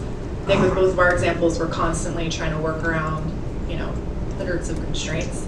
So if you're starting from scratch with the idea of wanting to have Green Street at the end, I think maybe thinking about where you need to place other infrastructure to allow for that space. Great. I would love to have that luxury. And there are a couple situations, I know in Philadelphia, where the city's working with a private developer, let's say on a block, to figure out, can that private developer accommodate some of the runoff from the streets on this site through some cost-sharing basis. Also, Philadelphia is looking at better coordinating, and this is as if green infrastructure implementation isn't challenging enough, trying to coordinate across these silos of the capital improvements that, as I said, you're repaving the street, which happens on a fairly regular schedule. Is that enough of a change in the street to also simultaneously implement green infrastructure solutions? Or the water department, if they're replacing a water pipe or a sewer pipe, how much of the street do you need to dig up to shift the model of implementing green with that together? And what we found is that in many cases, they're just doing trenches for installation of a new water pipe, and that's not enough to justify opening the whole street for green. But in other larger implementations, or larger construction, it is. So these are all being learned, as I indicated. We're kind of in a big laboratory now, and it's exciting, but there are many lessons. I just want to say both presentations were really excellent and really showed a lot of the positives and some of the negatives and lessons learned. And just anecdotally, I was in Philadelphia in October, and I was walking down one of the streets in the central district, and it was about 10 o'clock at night, and the public works people were putting in new stormwater trees to replace the ones. So there is definitely, this is not something that just goes in once and you don't maintain it. And they were coming in there, and Philadelphia has been pretty much at the advance in terms of street trees and providing enough area in the roots to make sure that that tree will survive more than the classic 8 years. And that is just fabulous because of the evapotranspiration rates that those trees can do, so you're getting more water out of that than before.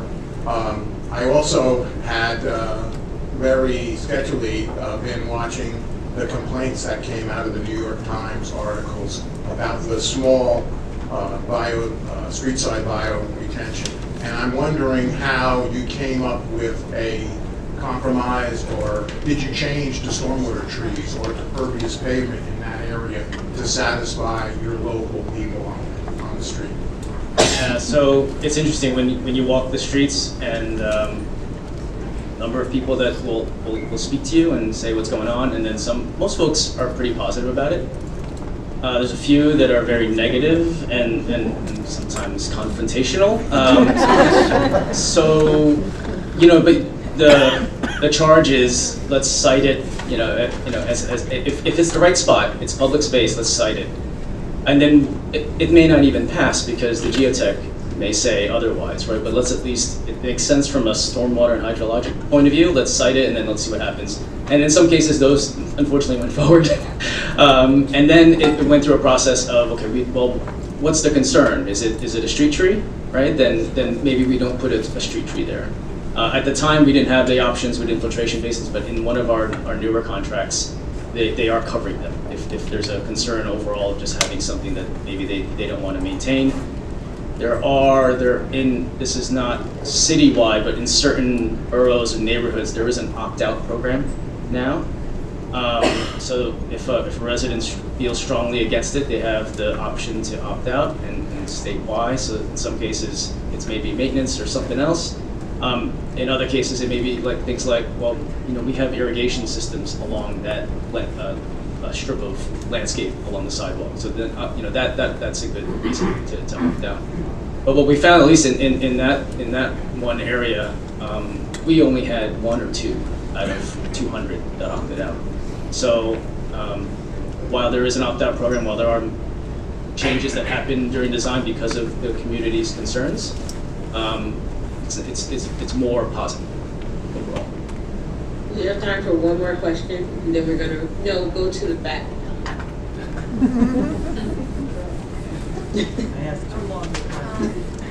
This sort of piggyback on what you were just talking about, but is there a separate official public process attached to the implementation side of the green infrastructure? That is, it seems like if you find the right site and then you go through your methodology and it meets all the criteria, then it's going to move forward. And is that the point where it's shown to the community, or is it shown early on in the process?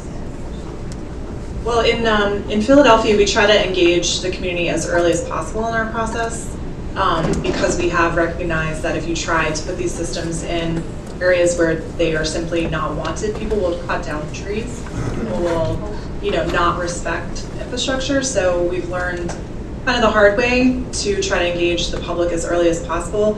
That being said, the approach that we're taking in Philly, at least, is that this is infrastructure, just the same way a sewer pipe or a water pipe is infrastructure.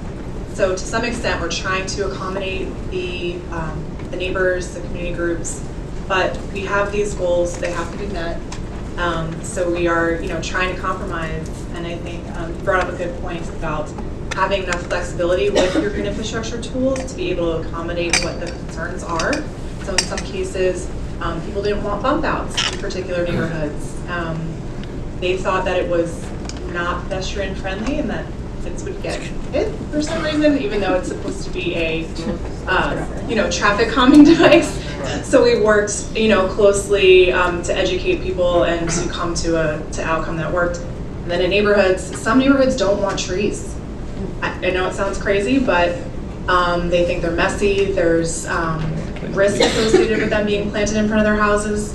So some of those systems, we had to accommodate them and take out the trees and simply put in a box of rocks underneath the sidewalk that would function the same without the added benefit of the tree.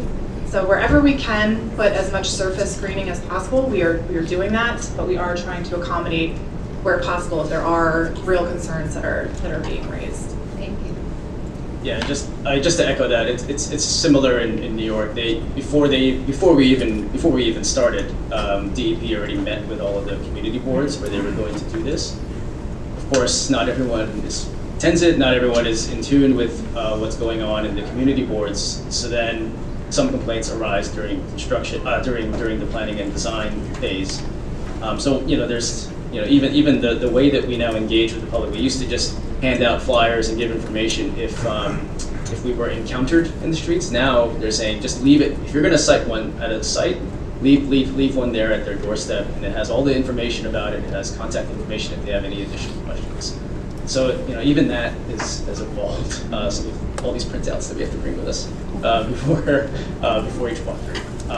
And just I don't want anyone to think it's all New York City is only just focused on streets. So the program itself has also evolved. They're now, because there's a shortfall in the target, they're now evolved into public property retrofits. So retrofits within parks, within public housing, within schools. So that is ongoing right now. There is same way. There's a grant program for also public properties if they want to install it. There's now a private developer grant program as well. And then the building department has also implemented a number of codes in terms of stormwater reduction. So there's a myriad of different ways that also, in addition to the Green Street program, you can continue. Thank you. We'll have plenty of time for Q&A at the end, but before we go into a break, and while you're networking, I want to recognize the people at NJTPA that pulled this panel together. Leading our environmental planning effort here at NJTPA, Jeff Perlman and Jennifer Fogliano. So they're sitting over here. Any questions about what we're doing with NJTPA? And of course, Tom Schultz, who coordinates the Together North Jersey Training Institute. All of these presentations will be available on the Together North Jersey website. Someone asked that question earlier for download. So togethernorthjersey.com. We're going to continue with our case studies from the New Jersey perspective. We're going to hear from Jennifer Gonzalez. Jennifer Gonzalez is the Director of Environmental Services and the Chief Sustainability Officer for the City of Hoboken.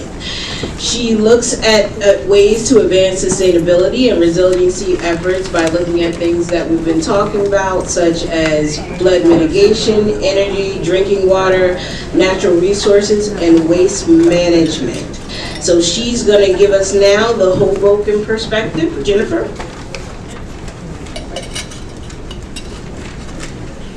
Thank you, Zenobia. And thanks to NJTPA for inviting Hoboken to attend today. I should say that I'm here on behalf of several different departments because sustainability crosses a lot of different areas within our city. Today we'll focus largely on green streets and the linkage to our Department of Transportation and Parking. So a little bit about Hoboken. I would imagine that a lot of people are pretty familiar with us, but we're a 1 square mile city, basically directly across from Midtown Manhattan. We have about 54,000+ residents, 27 households, and a $9.7 billion rateable base. So we are a very compact little 1 square mile. This is a map from the 1890s that shows you what Hoboken used to look like, and all of that area along the west side of the city was wetlands. Well, that, not shockingly, is the area that today is most flood prone because it was filled in the early 1900s to allow for development. So about 70% of the city is in the floodplain, and that mirrors almost exactly what was inundated in Hurricane Sandy back in 2012. And so, you know, flooding for us is both a coastal issue as well as a rainfall issue. We have a combined sewer system that services just probably about 95% of our municipality that's owned and operated by the North Hudson Sewerage Authority. North Hudson Sewerage Authority is under an individual CSO permit from DEP right now to develop a 5-year plan, long-term control plan. And the goal of that plan is to take our number of CSOs from roughly what's now about 4 per month, if not more, down to 4 per year. So we have a very ambitious goal that we share with the North Hudson Sewerage Authority. So they're approaching the green infrastructure topic from primarily a water quality perspective, and the city is approaching it largely from a flood mitigation perspective. And working together, we've been investing significant amounts of money, more than $90 million to date in our green infrastructure program. As you can see also, we are very vulnerable to sea level rise being a coastal city. So that goes into kind of this combined strategy to mitigate coastal and rainfall flooding. Really interesting opportunity for us is the fact that from a transportation perspective, about a third of our land area is roadways. So we've got 32 miles of roads, most of them city-owned, some of them Hudson County-owned, plenty of opportunities to work together to incorporate green infrastructure in the right-of-way. So we started our green infrastructure planning process back in 2011, I think, 2012, right before Superstorm Sandy. And the plan up on the top left is available on the Together North Jersey website because it is a local demonstration project. This was our green infrastructure strategic plan, and it gave us a really high-level planning framework that looked at our surface, subsurface conditions, our unique combined sewer system, and said, these are the areas where you should install vegetated green infrastructure, like rain gardens and bioswales. These are the areas where you should focus on underground detention. So it gave us a good idea of kind of how to frame our more detailed future design work. Then intro Rebuild by Design, which came about right after Hurricane Sandy, and developed a comprehensive water management strategy for the city of Hoboken and parts of Jersey City and Weehawken as well. Rebuild by Design recommended a 4-part water management strategy that I'll talk about in a second, and 3 of those parts are related to rainfall flooding and directly related to green infrastructure, which the city is currently implementing. So we took both of these plans, turned it into policy. We turned it into a green building and environmental sustainability element of our city's master plan. And that's really the guiding framework now for, it went through our planning board, was adopted by our planning board in 2017, and is kind of the guiding framework behind all sustainability initiatives, including coastal and rainfall flood mitigation. So these are the issues that plan addresses. And if you take one thing away from what we're doing in Hoboken, I would say that our biggest goal is to implement capital projects that hit multiple issues, that address multiple areas on this table here. And a lot of them are transportation overlapped with rainfall flooding, transportation overlapped with drinking water improvements or energy improvements. So we're trying to make sure that when we invest money, we're investing it as wisely as possible by addressing multiple different issues. So this is the Rebuild by Design comprehensive water management strategy that I just mentioned. Consists of 4 parts. The first part is a resist strategy that will mitigate coastal flooding for the city of Hoboken, about 85% of the project area, including those areas in Jersey City and Weehawken. That's the portion that's actually already funded, which is awesome. We're currently going through the design through a $230 million grant from HUD, led by the New Jersey Department of Environmental Protection, to design the resist feature. That handles the coastal side of the equation, but the city and North Hudson Sewage Authority are now working together to address the rainfall side of the equation. And that's the delay, store, discharge strategies. So what you see up there are 3 large resiliency parks, as well as 61 right-of-way green-gray sites. And those are essentially storage systems in the public right-of-way. Together, they add up to store about 5 million gallons of stormwater runoff. Now, the goal here is to delay rainfall from entering our combined sewer system, to store it in the system during a rain event so that it doesn't overwhelm the system, essentially create capacity, and then discharge it after the storm through active pumping. We have 2 wet weather pump stations. So these are the proposed elements that were identified through Rebuild by Design.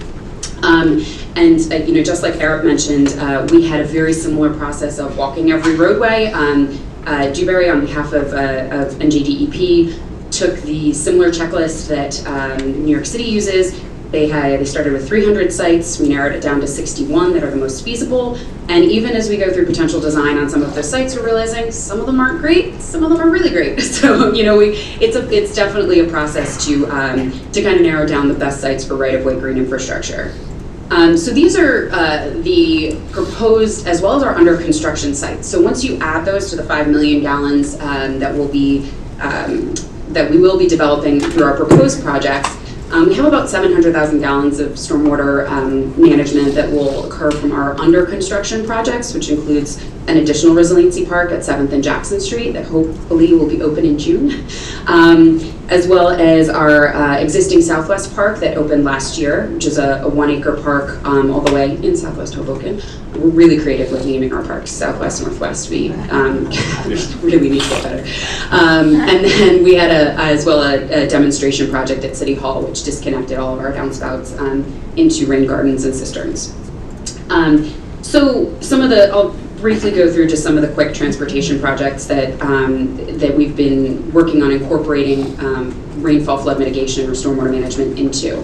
The first is we have 3 different porous pavement areas in the city so far. 1 plaza behind City Hall, a porous asphalt parking lot at our fire department, and a porous concrete parking lot at our police station. We also did a streetscape program, I think in 2016 at this point, which installed 4 right-of-way bioswales.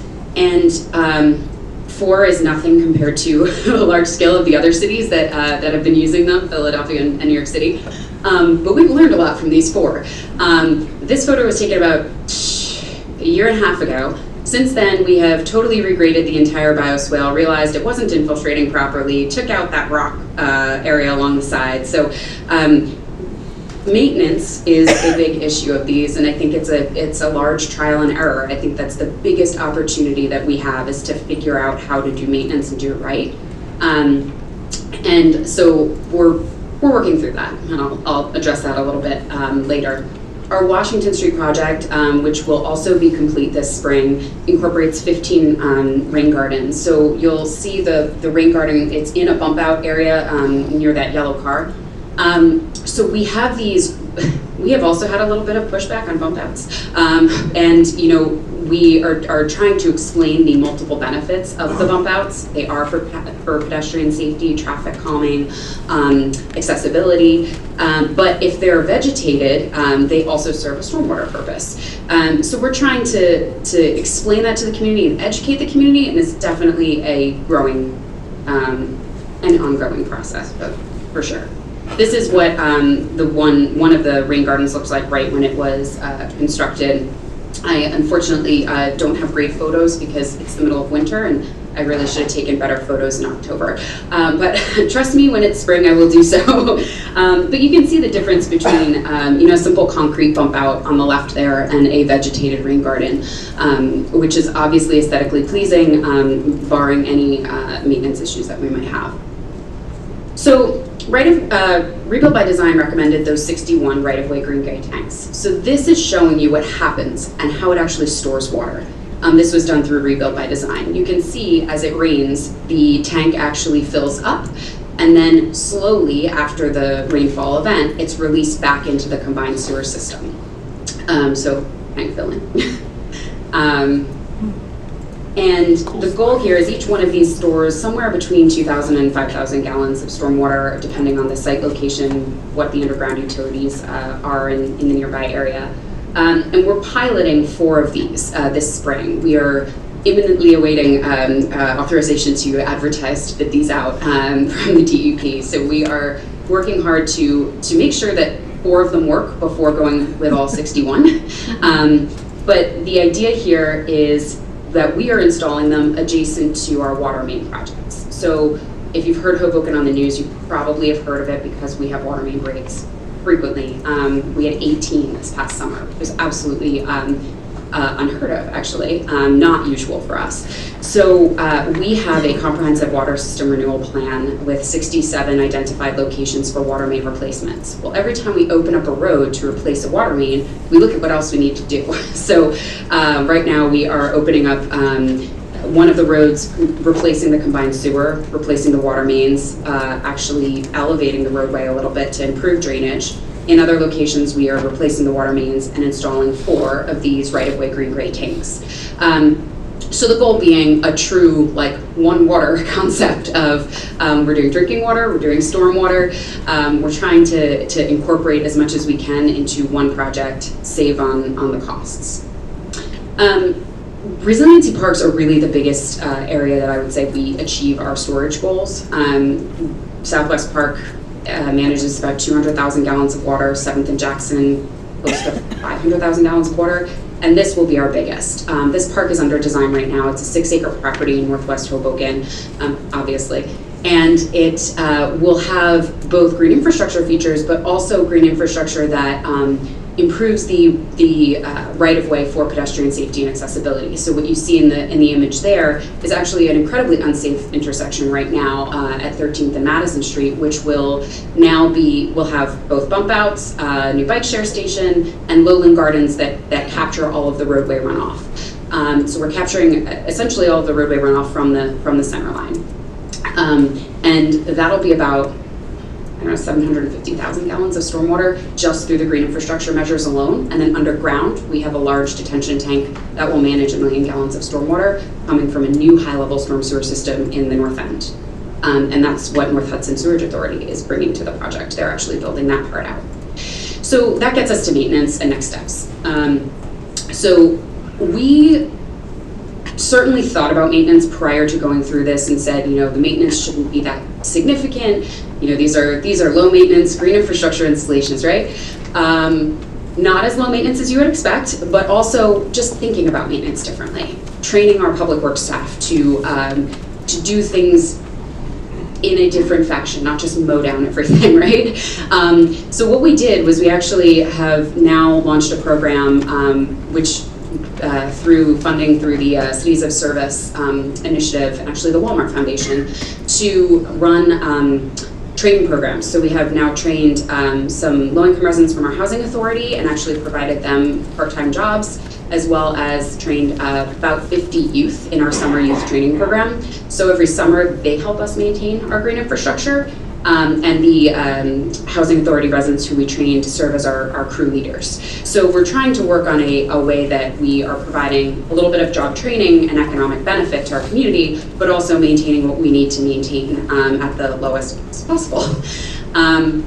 So next steps and kind of beyond capital, right? Every project that I talked about here is something that the city's installing, or North Hudson is installing, or the county's helping with. And so we've got a big challenge with getting developers and property owners on board. So what we have been lucky enough to receive NJTPA technical assistance funding for is our Hoboken Street Design Guide. So right now, our transportation and parking department's working with NJTPA through the Planning for Emerging Centers program on a technical assistance guide that will basically provide the standards and all of the design specifications necessary for both complete streets, but also green streets in Hoboken. The emphasis definitely first and foremost on complete streets with an addition of green.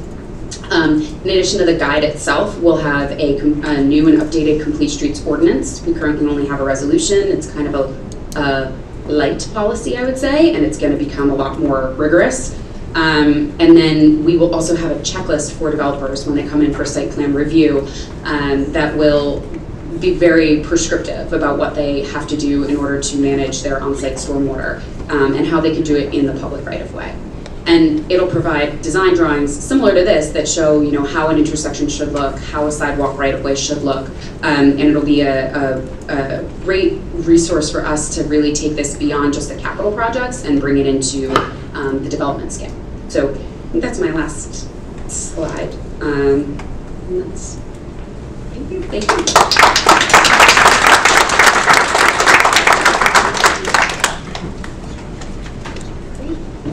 Rounding out our New Jersey perspective, Rob Thomas. Rob Thomas is with the City of Newark. He is the Chief Energy and Environment as well as the Deputy Energy Coordinator for the city. He primarily focuses on developing and implementing energy programs for the city to increase efficiency, conservation, and improve resiliency of our infrastructure. So, Rob?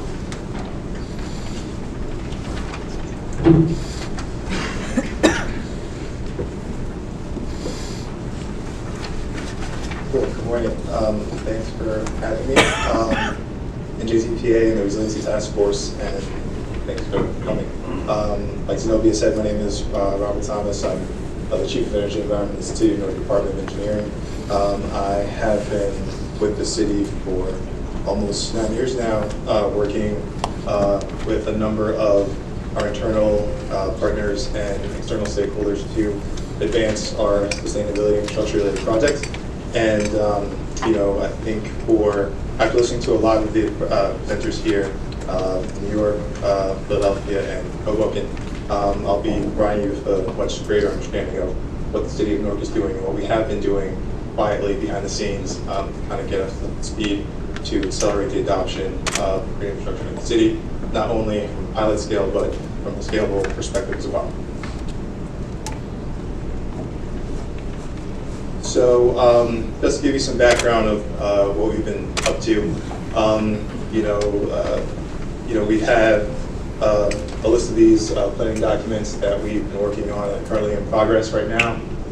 Through funding through Together North Jersey and TPA, we worked on developing a Green Streets report, and that Green Streets report was extremely technical and comprehensive that looked at identifying ways that the city can coordinate activities internally to identify projects and develop technical specifications to help us with implementing best practices throughout the city when it comes to understanding green infrastructure. I'm part of the Department of Engineering, but we're very well aware that water and sewer is our permit holder, and we also have a very strong relationship with the Snake Valley Sewage Authority. So really understanding the players in this space has been a learning opportunity for us, and in the Green Streets report, a lot of that information is captured there.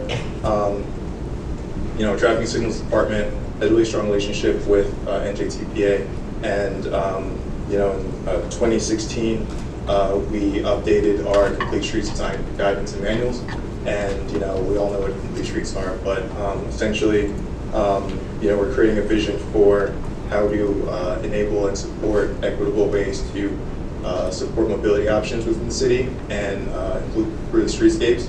And as part of that, we've been working with the engineering staff within traffic signals to look towards enhancing the infrastructure-related improvements throughout the city. One of the other projects, the third one listed here, is Newark Green Infrastructure Planning Project that was funded through the EPA Region 2 office. Essentially, that helped us understand, again, the internal operations within the city, how we look to plan and identify sites within the city. We worked with a consultant and essentially created a workflow and a diagram for the city to understand that and demystify the challenges of the green infrastructure. We have an existing planning process and site plan approval process with the city, but when we brought up green infrastructure, we got a lot of pushback. And what this particular planning project did was to help identify where we can kind of squeeze green infrastructure into the approval process and try to push not only our internal capital projects within the city, but also find ways to kind of encourage our development community to build to higher standards. And so, what we learned was that potentially, we definitely are opportunities within our planning process to, require green infrastructure without necessarily having the regulatory hook just yet. The last project listed is a long-term control plan. Our water and sewer department is working very closely with the state, DEP, and St. Valley Sewage Commission to go through the technical and hydraulic analysis needed to understand how we eliminate and mitigate our ESO events in the city. I believe we'll be wrapping up relatively soon, at least have the report released to the public comment soon. I do know that in partnership with some local nonprofits that we have in Newark, there will be some community outreach coming soon. So if you aren't aware, I believe you'll be running through the Newark Citizens. I'll provide you guys with that information later, but there's essentially a community stakeholder engagement process coming soon to really understand the long-term control plan process and how the city is looking to prioritize green and gray infrastructures wherever possible at the most cost-effective level. And so here are just a couple examples. I mean, we've seen a lot of visuals from the other presenters. So, primarily the city will focus on pump outs, tree pits, enhanced tree pits, and curb cuts to direct the water into planters or pervious pavement, etc. So now we're going to get into a couple examples. For those who are aware of kind of what we've been working on for the past few years, we're very familiar with this particular project. This is the Clinton and Badger Green Stormwater Infrastructure Project. It's located in our South Ward along a very, actually still is existing, a very highly trafficked area within the city. Through our investigations of the site,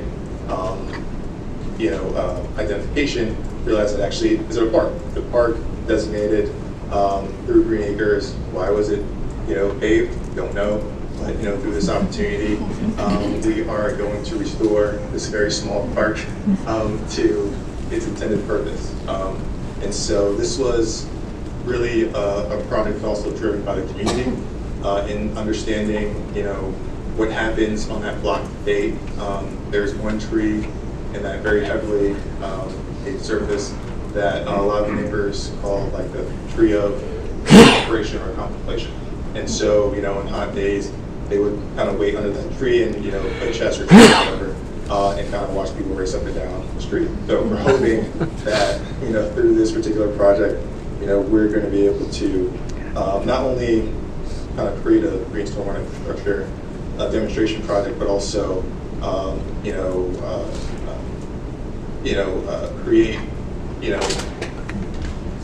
create the appropriate signage, follow the complete streets, design guidelines, do some restriping, and make sure that, these sidewalks, curbs are ADA accessible. So it's really an opportunity for us to kind of leverage the different planning efforts that have taken place in the city for several years into one really great project. And the right is obviously a rendering of that particular site.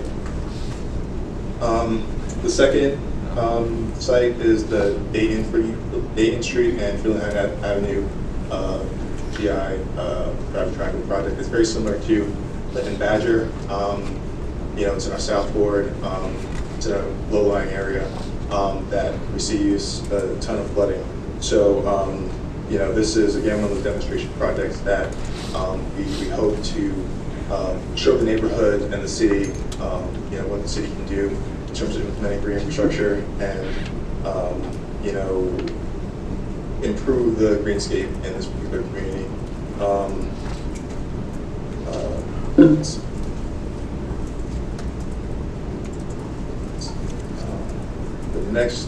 The next project is, I think, more applicable to transportation elements of kind of the reason why we're here. So I don't know if you can see this pretty clearly, but essentially this is the overlay of Ferry Street corridor that we're looking to do some work.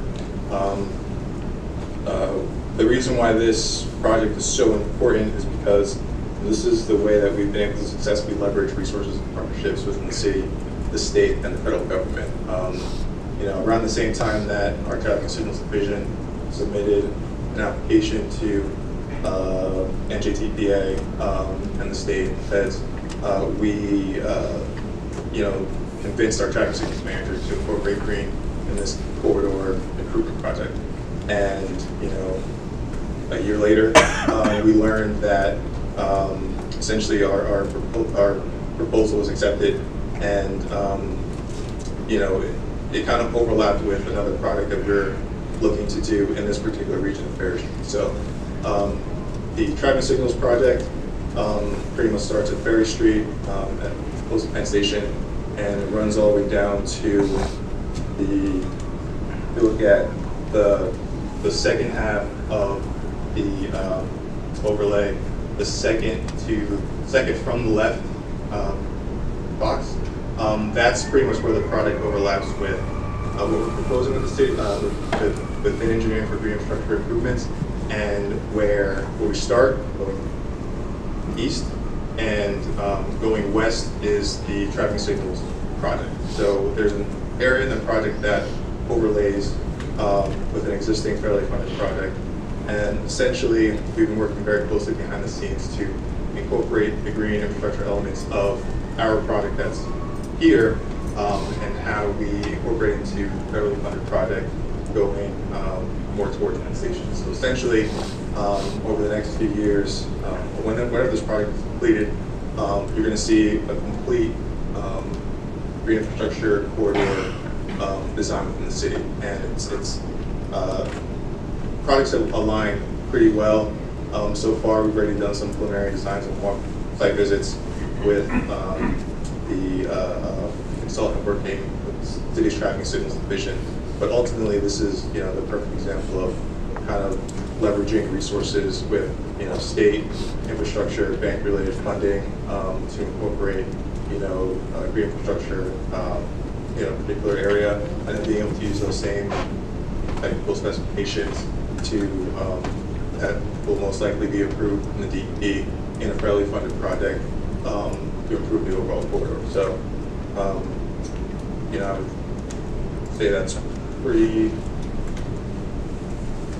So this particular slide kind of summarizes kind of what I just said. The projects in the East Ward on Ferry Street, and we're looking at designing enhanced street pits, curb cuts, water planters, and impervious pavement. The reason why I spend so much time on this particular drawing, though, is we're going to be able to do a redesign of that site plan area, to the left, to really enhance the green features as well as ensure that the pedestrian safety improvements and turn radiuses are acceptable. Right now, it's pretty poor condition, and we have some above ground planters, but this is going to be an opportunity for us to really showcase the work that can be done in the city along our commercial corridors, hopefully spur the investment not only from the city perspective, but within the development community as well. And this is just a very long list of our partners that we work very closely with. I apologize if I forgot anyone. You know, I will also say that this list is growing. You know, later on today, hopefully our council will approve a collaborative agreement with NJIT to do a lot more infrastructure-related planning work, not just only on the green infrastructure side, but you know, smart cities, possibly energy infrastructure, built environment, and other technical areas. We see that as an opportunity to create a pipeline for workforce engagement, you know, getting students who are coming out of school with technical engineering background into real-world life experiences. We see that as a great opportunity, and you know, thankfully, you know, with you know successful, we believe is going to be successful. We could pretty much use that same agreement with other universities as well. You know, Rutgers has approached us to do a lot more green infrastructure and technical work, Princeton University. So, you know, that's the hope and goal. This partner list will be hopefully twice as large next time we get a chance to speak. And I mentioned earlier that, you know, this is a community-driven process, and so I made sure to list North Gig, doing infrastructure green at the top. You know, without them and the partnerships that exist, the network, you know, it's helping us identify, you know, opportunities and work with the community. You know, this work, you know, would not take place. And through that partnership, you know, we've developed other partnerships with, you know, CDM Smith, NJ Future, and enhance our Together North Jersey relationship as well. This also has kind of forced us to work much closer with our internal city departments. Overall, again, this is a list, and you know, our foundational support has also been helpful because they've been able to support us on the back end with, again, enhancing these relationships with the consultant community and other state partners as well, but also visiting cities like Philadelphia and having conversations with New York City and Buffalo as of recently to understand how those cities are not only designing infrastructure projects, but also having discussions around maintenance and, like I said, workforce. So, pretty much all I got. And here's my contact information. Please reach out. And I guess a question.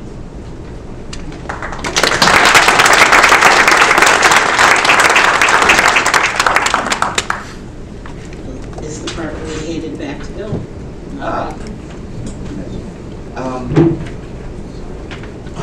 That's Q&A session with the speakers, moderated by me. I have come up with two questions basically to the panel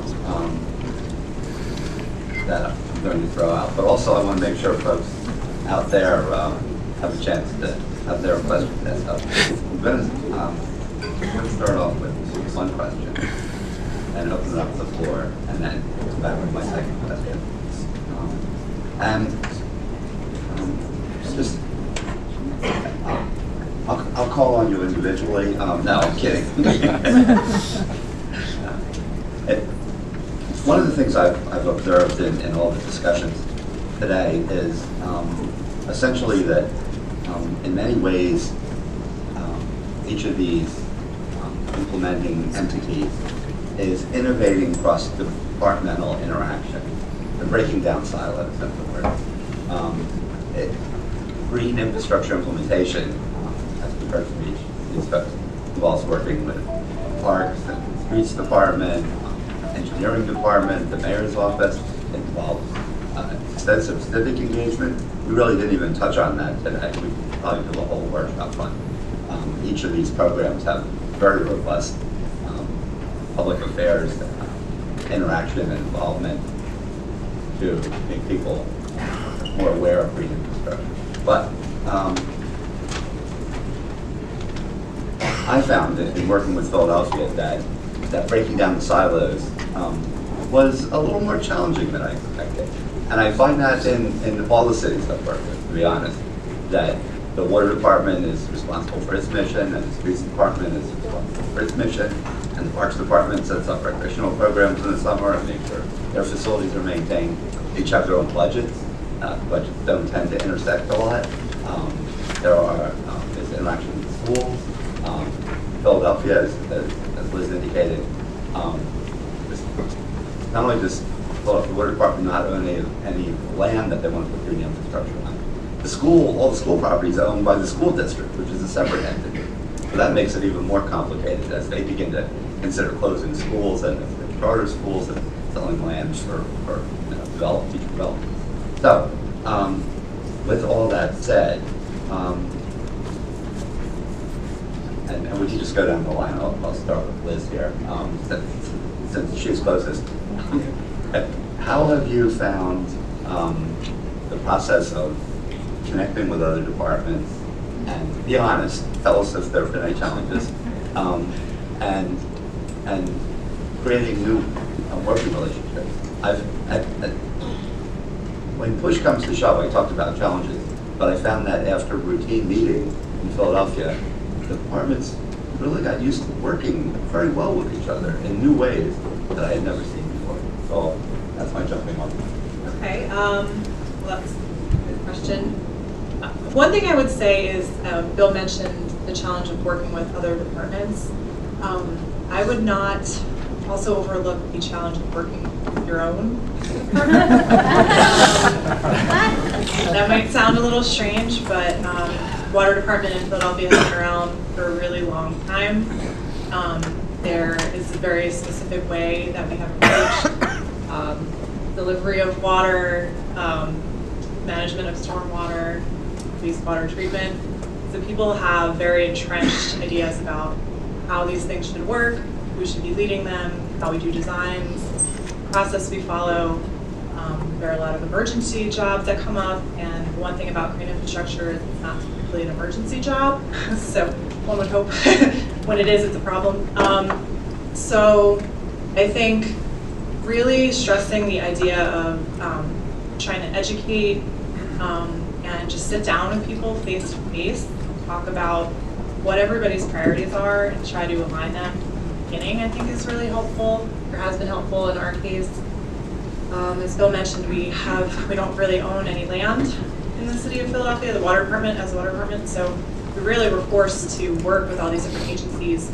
And there really is no getting around having face-to-face meetings while talking through what green infrastructure is at its very basic level, what the benefits are to the community, the fact that it is infrastructure, which I think I mentioned before.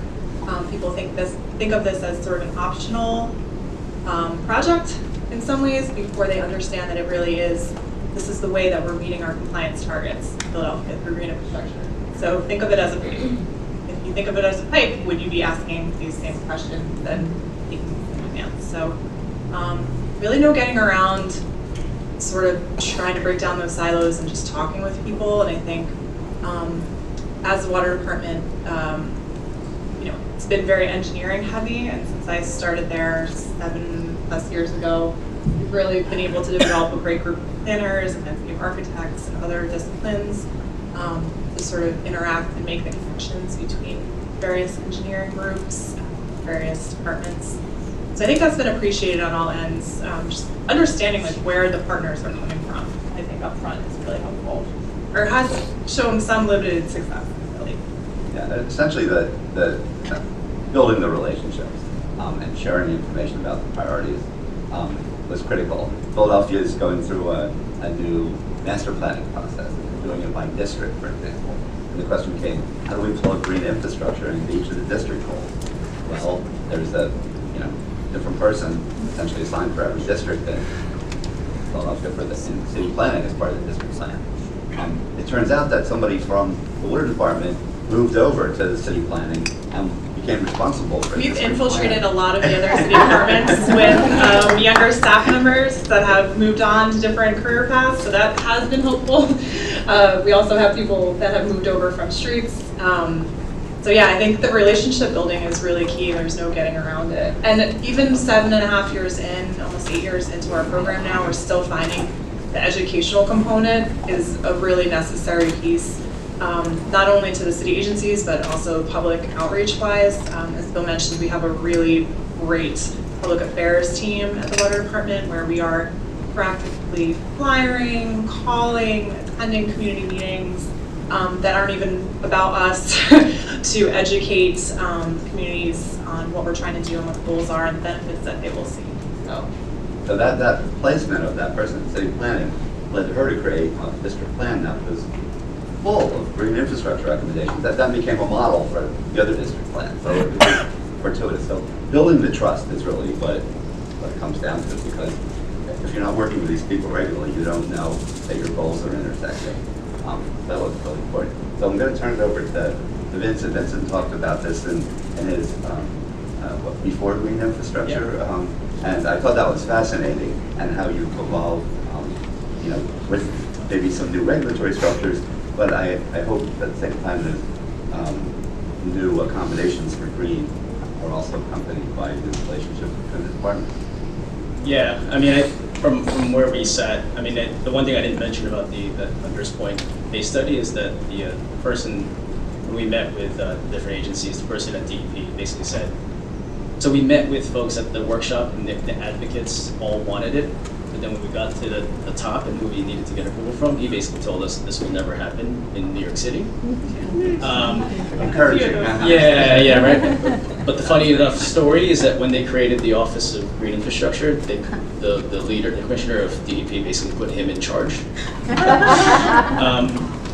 because of the experience. I mean, and I think that sort of talks to the challenges within an agency, right? I mean, it's like, if you think about it, right, for whatever it is, 10, 20, 30 years, you've been doing something a certain way, right? So you're trying to transform the way that someone has been working for the entire career. So you're telling them that instead of, as a civil engineer, I know how to do a drainage design, I can put a pipe in the ground, it's really easy. But now you're telling me I gotta put plants in the ground, and I gotta coordinate with the transportation planner, I gotta coordinate with the landscape architect, I gotta do all of these different things, yet I still need to provide that service to the residents and to the community. So it's a challenge for in anything where you're trying to change and transform the way that you're applying a new technique. So there is an education process, and I think that happened very much so. I mean, I think what we saw was at the top end there was like, you're going to do this, but we also saw that there were advocates. The folks that we did the workshops with, they wanted this to happen, sort of younger staff, and call it going rogue, but they basically advocated for it and tried to find ways to get this through, and then it sort of like filters in from the top and the bottom, at least from what we saw within the agencies, and then that sort of spreads to other agencies. I mean, the interagency working is not easy when there's no department, right? There's no owner, there's no advocate, and once one agency decided to do it, and the other agencies which have folks that are going rogue and they want to develop their own departments, then you start to see some momentum through that. And that's exactly what we saw. We saw an office in DEP that was started with maybe 3 or 4 people that were in DEP. They were the advocates for it. And I mean, now they're a group of 25 plus people. DEP has hired their own landscape architects, right? So I mean, it's just shifted the way that the agencies work, and it's not going to happen overnight. There is a process of education both within the agency in terms of how are they going to meet their objectives, right? So in this case, you're still going to provide drainage, but you can still get all these other benefits. And then who are the partners that you need to talk to in order to? For Hoboken, there are probably been similar issues, maybe a slightly smaller scale, you're only a square mile. But you're also working with other departments regularly as the head of sustainability group. Yeah. You need to interface with all the city groups. How do you help foster that interaction? How do you help break down silos? Were silos an issue when you started? When we started this, it was. So I would actually say the biggest silo that we had was not within the city, but actually between the city and the sewage authority, because we don't own or operate that infrastructure. Yet we had a very vested interest in see major infrastructure changes and improvements, And we have come a very long way in our relationship with the Sewage Authority, and we're in a great place now. We're working really hand in hand. I mean, the Northwest Resilience Park is such a joint project. We're meeting all the time, and the collaboration is just something that's really there. But I would echo that it's very hard in our department. So we've had some change over the past year. We've had an administration change. We've had a different director of transportation and parking now than was before, and I'm a different director of environmental services than was before.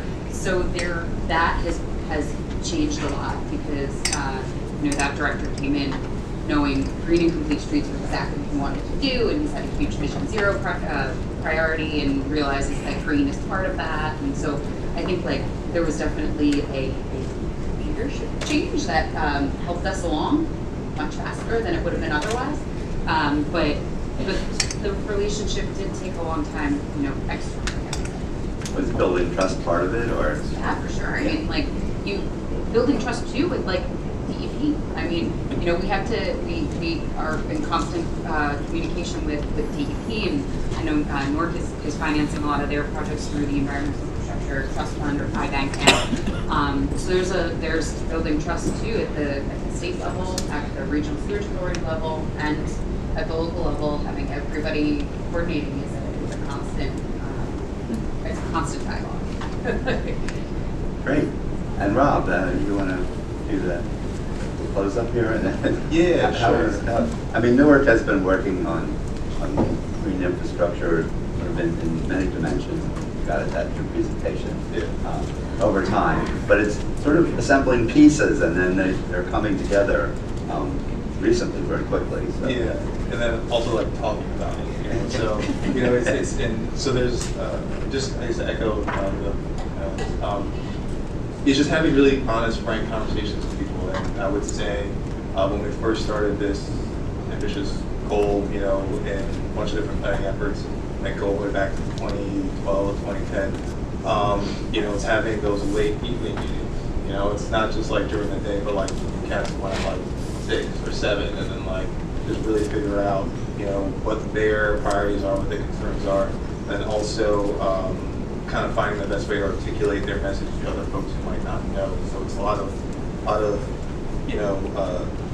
in-person relationships and time spent, but ultimately it pays dividends towards the end of the day, because when you get approached by someone who might not be familiar, you can kind of just at the source of head and be like, no, this is not where we're going in this direction. Just kind of stay focused and being able to understand what everyone's concerns are and kind of assemble the pieces and then demonstrate that within internal planning documents and having internal meetings, and also bringing lessons learned from other cities here on the panel helps. It's being able to say, hey, I went to this non-structural meeting with DEP and there was someone with DOT there, and they're just or having some resource material available from home care, Philadelphia or New York City available to understand what can be done. And what Newark has benefited from is also getting some foundational support. I mentioned it briefly in my remarks, was to go visit these cities as well. So it's not just over the phone, but hey, bringing a director, driving them down to Philadelphia and sitting with us for 2.5 days to really understand the nuances of the program, how they've been able to scale up, or travel to Buffalo and learn how their green infrastructure program, how it meshes well with their streets department or IBIDs or things like that. So it's really just having honest, frank conversations up front, spending the time doing the research, providing the resources, and then slowly starting to gain momentum over time. And New Jersey's in a very prime state right now to update our regulatory requirements, and so we've been monitoring that and providing information back to the city, and it's engineers or directors to say, listen, this is what's going to change. We should start to change the way we do business. And to your point, folks have been doing things for 20, 30 years, and there's no way to stop it. But I would say being able to be nimble, agile behind the scenes to provide those resources, and spend some time to, update and revise specifications to improve what we want as compliant with everyone else is tough, but, we've been carving out the time to do it. Thank you. Can I just add one last thing? Because I think we Sure. all have run into Yeah. similar situations. But one other strategy that has worked well for us in Philly is actually being able to pilot a project and show people what that project looks like in real time, not just in a rendering, not just talking about the planning and the design of it, but to like go out and actually see for themselves what it's going to look like. Start learning about what the maintenance is going to be. I think it's been a really good tool for us. Some of our early projects don't look that great, so that was a little bit challenging because you're learning as you're going. But in particular, when you're trying to convince people like council members or other entities that you're trying to essentially access their land to build these practices, you can really show them something that's adding an amenity to their district, to their site, and they see the value of it, and you get people to be sort of invested stakeholders in the process. Those are the projects that have wound up in the best place at the end of the day, because people are actually caring about what the end product is. So you heard a lot about sort of, to some degree, the technical aspects during the different presentations. So I wanted to sort of steer down this process path because one of the comments I hear over and over is that changing the decision process and changing decision makers' minds is not easy. Getting all the people to the table and involving them in a robust way. And I've seen from these examples that it involves building trust, explaining your mission, sharing your challenges, and that has been really valuable in these cases. So with that, I'm going to open it up to questions from the audience or the panel members. It would be good if your question could be answered by more than one panel member, because we have them all here. So yes, do we have a microphone? Could you just step up to the mic in the center? Yeah, you could, step up.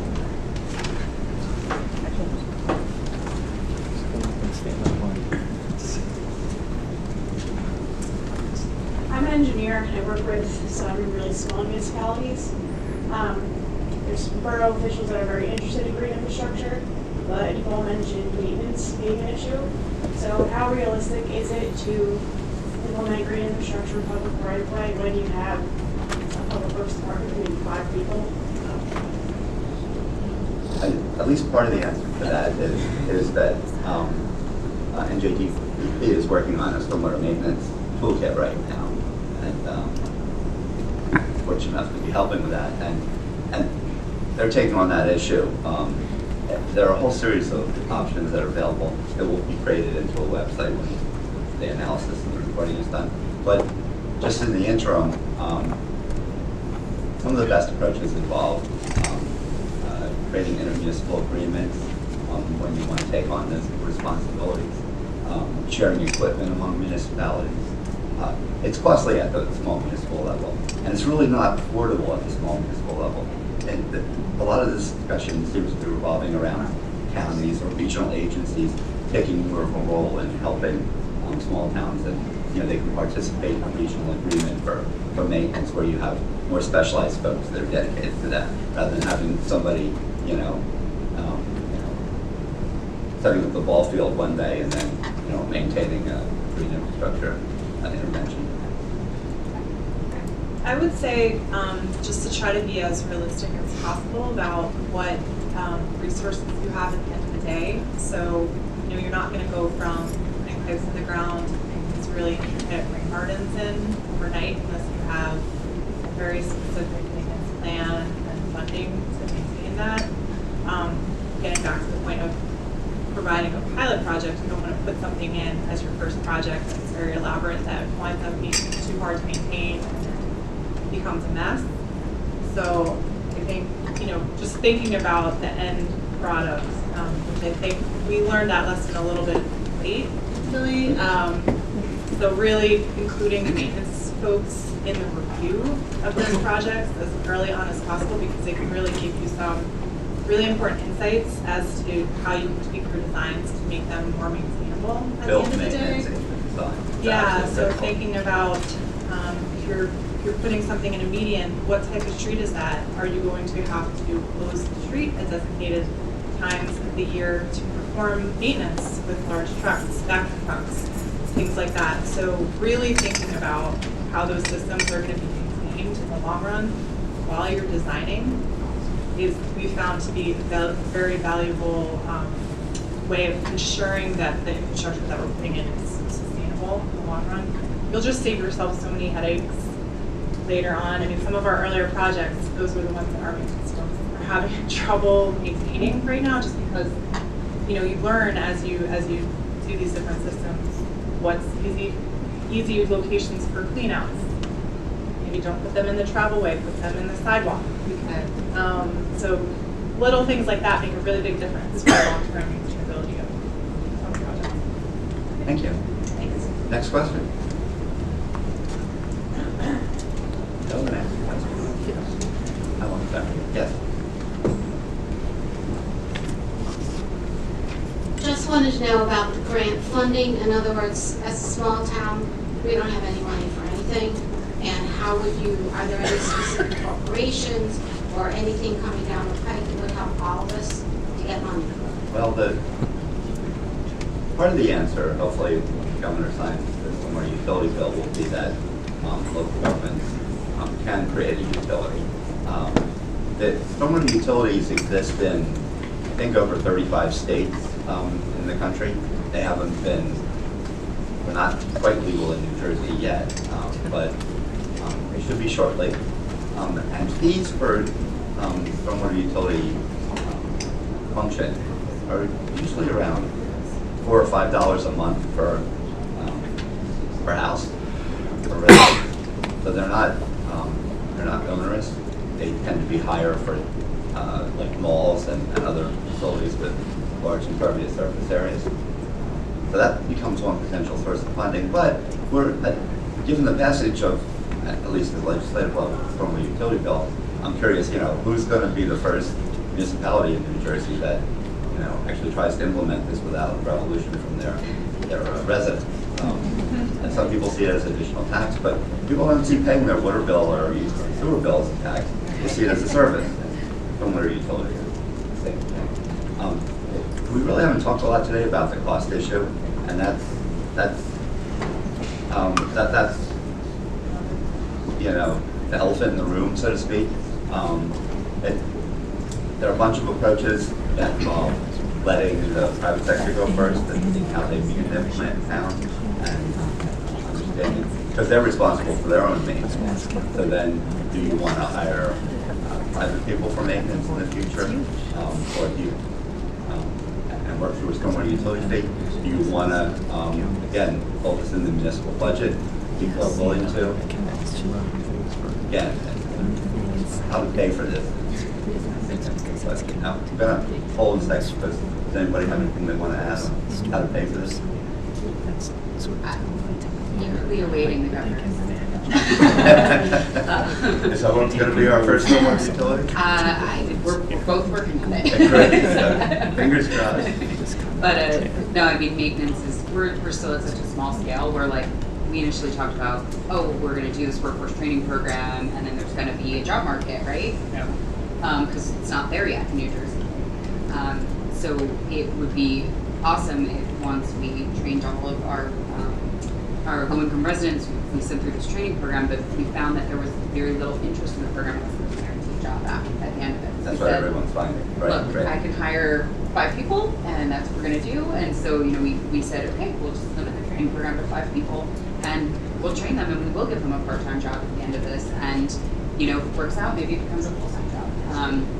So, there is a process. We're literally at the point where, and of those 5 employees, I think we still. So, but it's about 5 part-time employees that we think we need per year to do this, because we're still at such a small scale. When we start scaling up, it's a totally different conversation. Yes. So the stormwater utility has to come in before that. Right. We're on a critical path. I asked Chris over at the Cooperative Extension Service why their program isn't training more people, and he said, we would love to, but the jobs aren't there yet.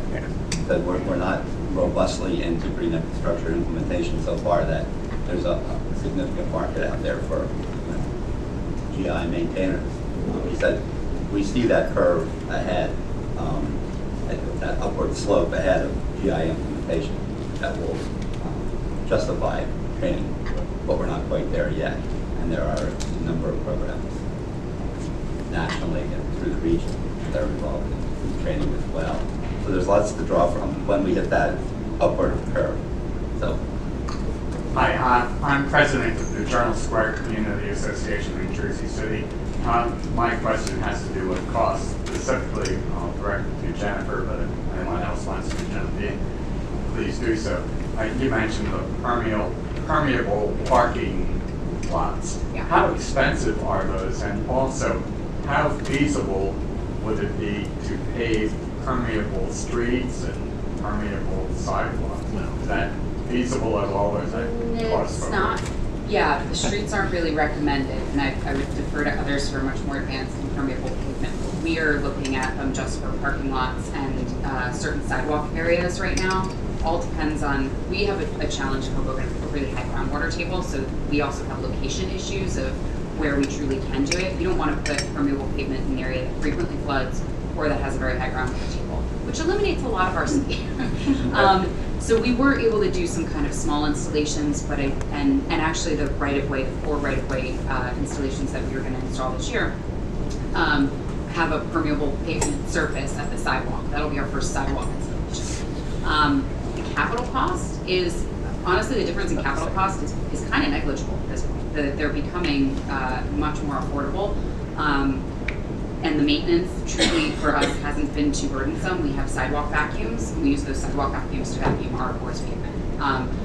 But I could see if it was a small municipality that didn't own sidewalk vacuums, then maybe that would be a different story. So, but for us, I think it really is a cost-effective way. It's more of a technical implementation challenge that we have with our own geology. One of the big observations for permeable pavement is, especially permeable asphalt, is installation is critical. If it's installed properly, it works great. If it's installed poorly, it's great. And so you hear a lot of horror stories about permeable pavement, not being long-lasting, not being functional. And usually it's because it was not put in properly. So as the costs are becoming cost, people becoming trained in installing it, working. We found in many examples that we're using a mix of concrete and aggregate, and rather than pouring in place, we're doing precast panels, and then just installing them as horizontal slabs for permeable pavement, especially walkways, and that has cut the cost down a lot and provide some more options. So there are lots of opportunities on permeable pavement. The only problem I have with it is it's not green. It's not fixed. It works hydrologically, but it's nice to see some plantings. Speaking of plantings, another observation that's come up recently, and we're seeing this a lot on the West Coast, is that the plantings and a lot of planters are hard to maintain. And it can be costly, and people don't know how to maintain them. And a lot of folks are moving to more monotypic plantings with grasses and things, which have evapotranspiration rate. They're much easier to maintain. So the planting mix and planters is changing over the last couple of years very significantly, cutting costs and improving function. Yeah, I mean, I think to pick up on that and related to the permeable pavement, the implementation is always evolving, like I mentioned, and research is always happening. So months ago, we were told we don't prefer to do permeable pavement within streets, and then yesterday, my colleague saw a presentation where they're actually leaning towards doing permeable pavement within streets, because what they found was, what they found was in comparison to at least the bioswales in some cases, the maintenance of the bioswales, talking back to the trees, you put them in and then a year later they got to go and maintain them all over again. Whereas if you've got vacuum equipment, it's much easier to maintain. You can just drive it right through. But to go through and bring in contractors to try to replace the plantings that aren't surviving and thriving in those environments, it's costly, right? And it takes time and everything. So it's like anything else with this, it's evolving and changing. I'm sure things will change in another week's time. But I also think it's, yeah, but I also think it's context specific, right? So there might be areas where it will perform well, and maybe other areas where you can't possibly put it, right, because of high groundwater table or other systems. But it's a tool in the toolbox that can be applied, and I agree, it's not as costly as it is installation wise. And what they're finding is maintenance wise, it actually may be more cost beneficial than some of the green stuff. Yeah, I think as long as they're installed in the right locations, you don't want to have it placed in an area that's going to get a high amount of sediment loading to it. Because that, again, thinking about the long-term maintenance, you're going to have to be vacuuming on a much higher frequency, so that can bring up your maintenance costs. We have received feedback from our maintenance folks recently that is cheaper to maintain, like a porous basketball court, for example, than a rain garden. Managing runoff that basketball court if you're having to replace the plants. But you have to be very specific about the location and think about the location, because although we have a number of porous streets in Philadelphia, we have run into issues with development happening along those streets. So anytime a new house or condo goes in, they make new sewer connection in the street. They're tearing up that impervious pavement. Patching is not great, so you're losing functionality there. You're ripping through the liners, the sub-base that makes the system function. So thinking about just really the context and making sure that those systems are put in the right locations to make them successful. So setting yourself up for success. Two quick follow-up. One is that they're finding that with respect to icing, permeable pavement's better because it's wet when the sun comes out. The water drains from through the permeable pavement, and it doesn't sit on top and freeze up. So it's less of a slip hazard, safety hazard. Okay, next. Hi, Denise Nichols, in 69 Office of Planning. Thanks for these presentations. There's a lot to take back. Great. I'm wondering if, what extent the environmental contaminants that come with the runoff are considered in the decision-making process at all, or the models from elsewhere? This is a multi-dimensional question, and has been troublesome or thorny in every place that I've worked with. There's both the issue of urban settings, which are usually marked in the soil surveys as urban fill, which could be anything. All of Philadelphia, right? And probably all of New York. So you don't know what's in the subsurface, and there's a lot of historic deposition of lead and other metals, remnants from gas stations, and again, not a hazardous waste site, just some ambient contamination. And then, the other issue is recharging, potentially polluted or having some level. And part of the function clearly of green infrastructure is to filter and to improve water quality. But people have been concerned about some of the chemicals. Go ahead, anybody want? Yes, all of those are definitely concerns. I think from the scale at which we're installing it, a lot of ours is just really like the right plant selection and the right location. It's funny, we also have like street sweeping considerations that go into like are you sweeping more debris into it? So I think it all comes down to if it's vegetated, the actual selection, and then the operations afterwards. There's certainly pros and cons, and we're learning more every year. And we replant our bioswales probably once a year, not entirely, but at least 30% of the bioswale.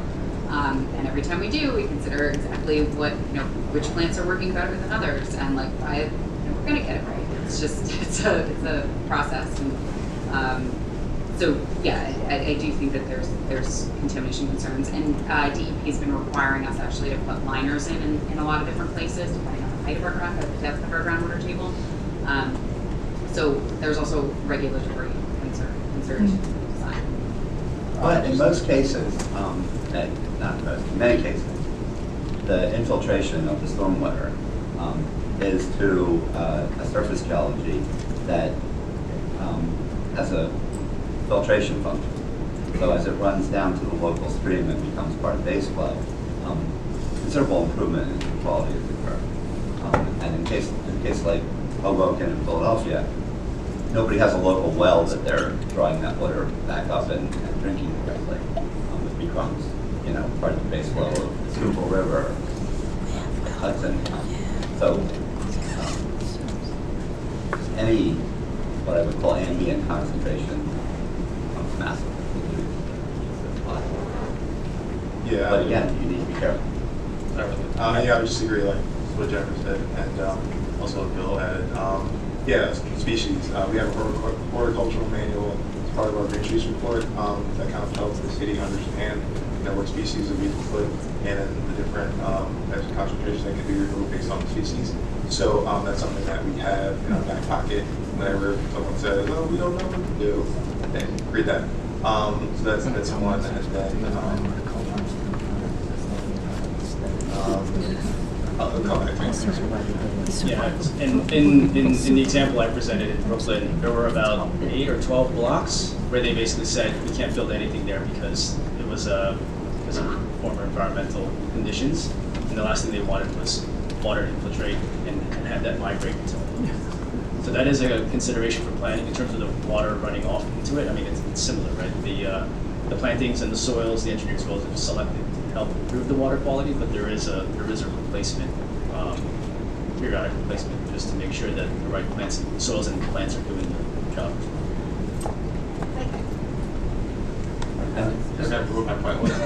So we have a project right now in the downtown to create a new park, and supposed to be kind of like the High Line where it kind of slopes up into an abandoned railroad that leads to the station. And that was one of the concerns that we found is based on the fill, the stored fill. We couldn't necessarily, put green infrastructure elements into it as much as we want. I mean, there still are, but it's more so gray type, installations. And they still have to comply with the city's performance regs and future DEP regs. And so it's still compliant, but I guess the green infrastructure elements and gray elements have been Somebody asked about new construction before, and I just wanted to call your attention to a project in Boston called Boston Smart Utilities. They're rebuilding part of Boston, and their idea is to install a street with capacity for infrastructure beneath the street for the next 20 years or more. So they don't want to have to dig up the street every time there's a change. And so they're doing some very innovative work in terms of building in new technologies, autonomous vehicle, parking sensors, water, sewer, gas, electric, internet, communication, and sort of a utility corridor concept. So there's some, if you're interested in sort of how new construction is evolving, that accommodates green infrastructure and all the utility systems in one sort of utility corridor, plus the smart utility. So last question, quickly. More of an opportunity for you guys. I am Jim Purcell. I'm technical director of the New Jersey Asphalt Pavement Association. So I have found that the design and construction of stormwater systems has been lacking in intelligence across the state. And I spent a considerable amount of time going around giving lunch and learns to the municipal engineering community about what to do and what not to do. So I'm just offering that New Jersey Asphalt Pavement Association exists there. It can be done properly, and I'm there as a resource if anybody has any questions about porous asphalt. I'm not allowed to talk about concrete, but I can. Thank you. Okay. Okay, well, thank you. And again, let's give a round of applause to our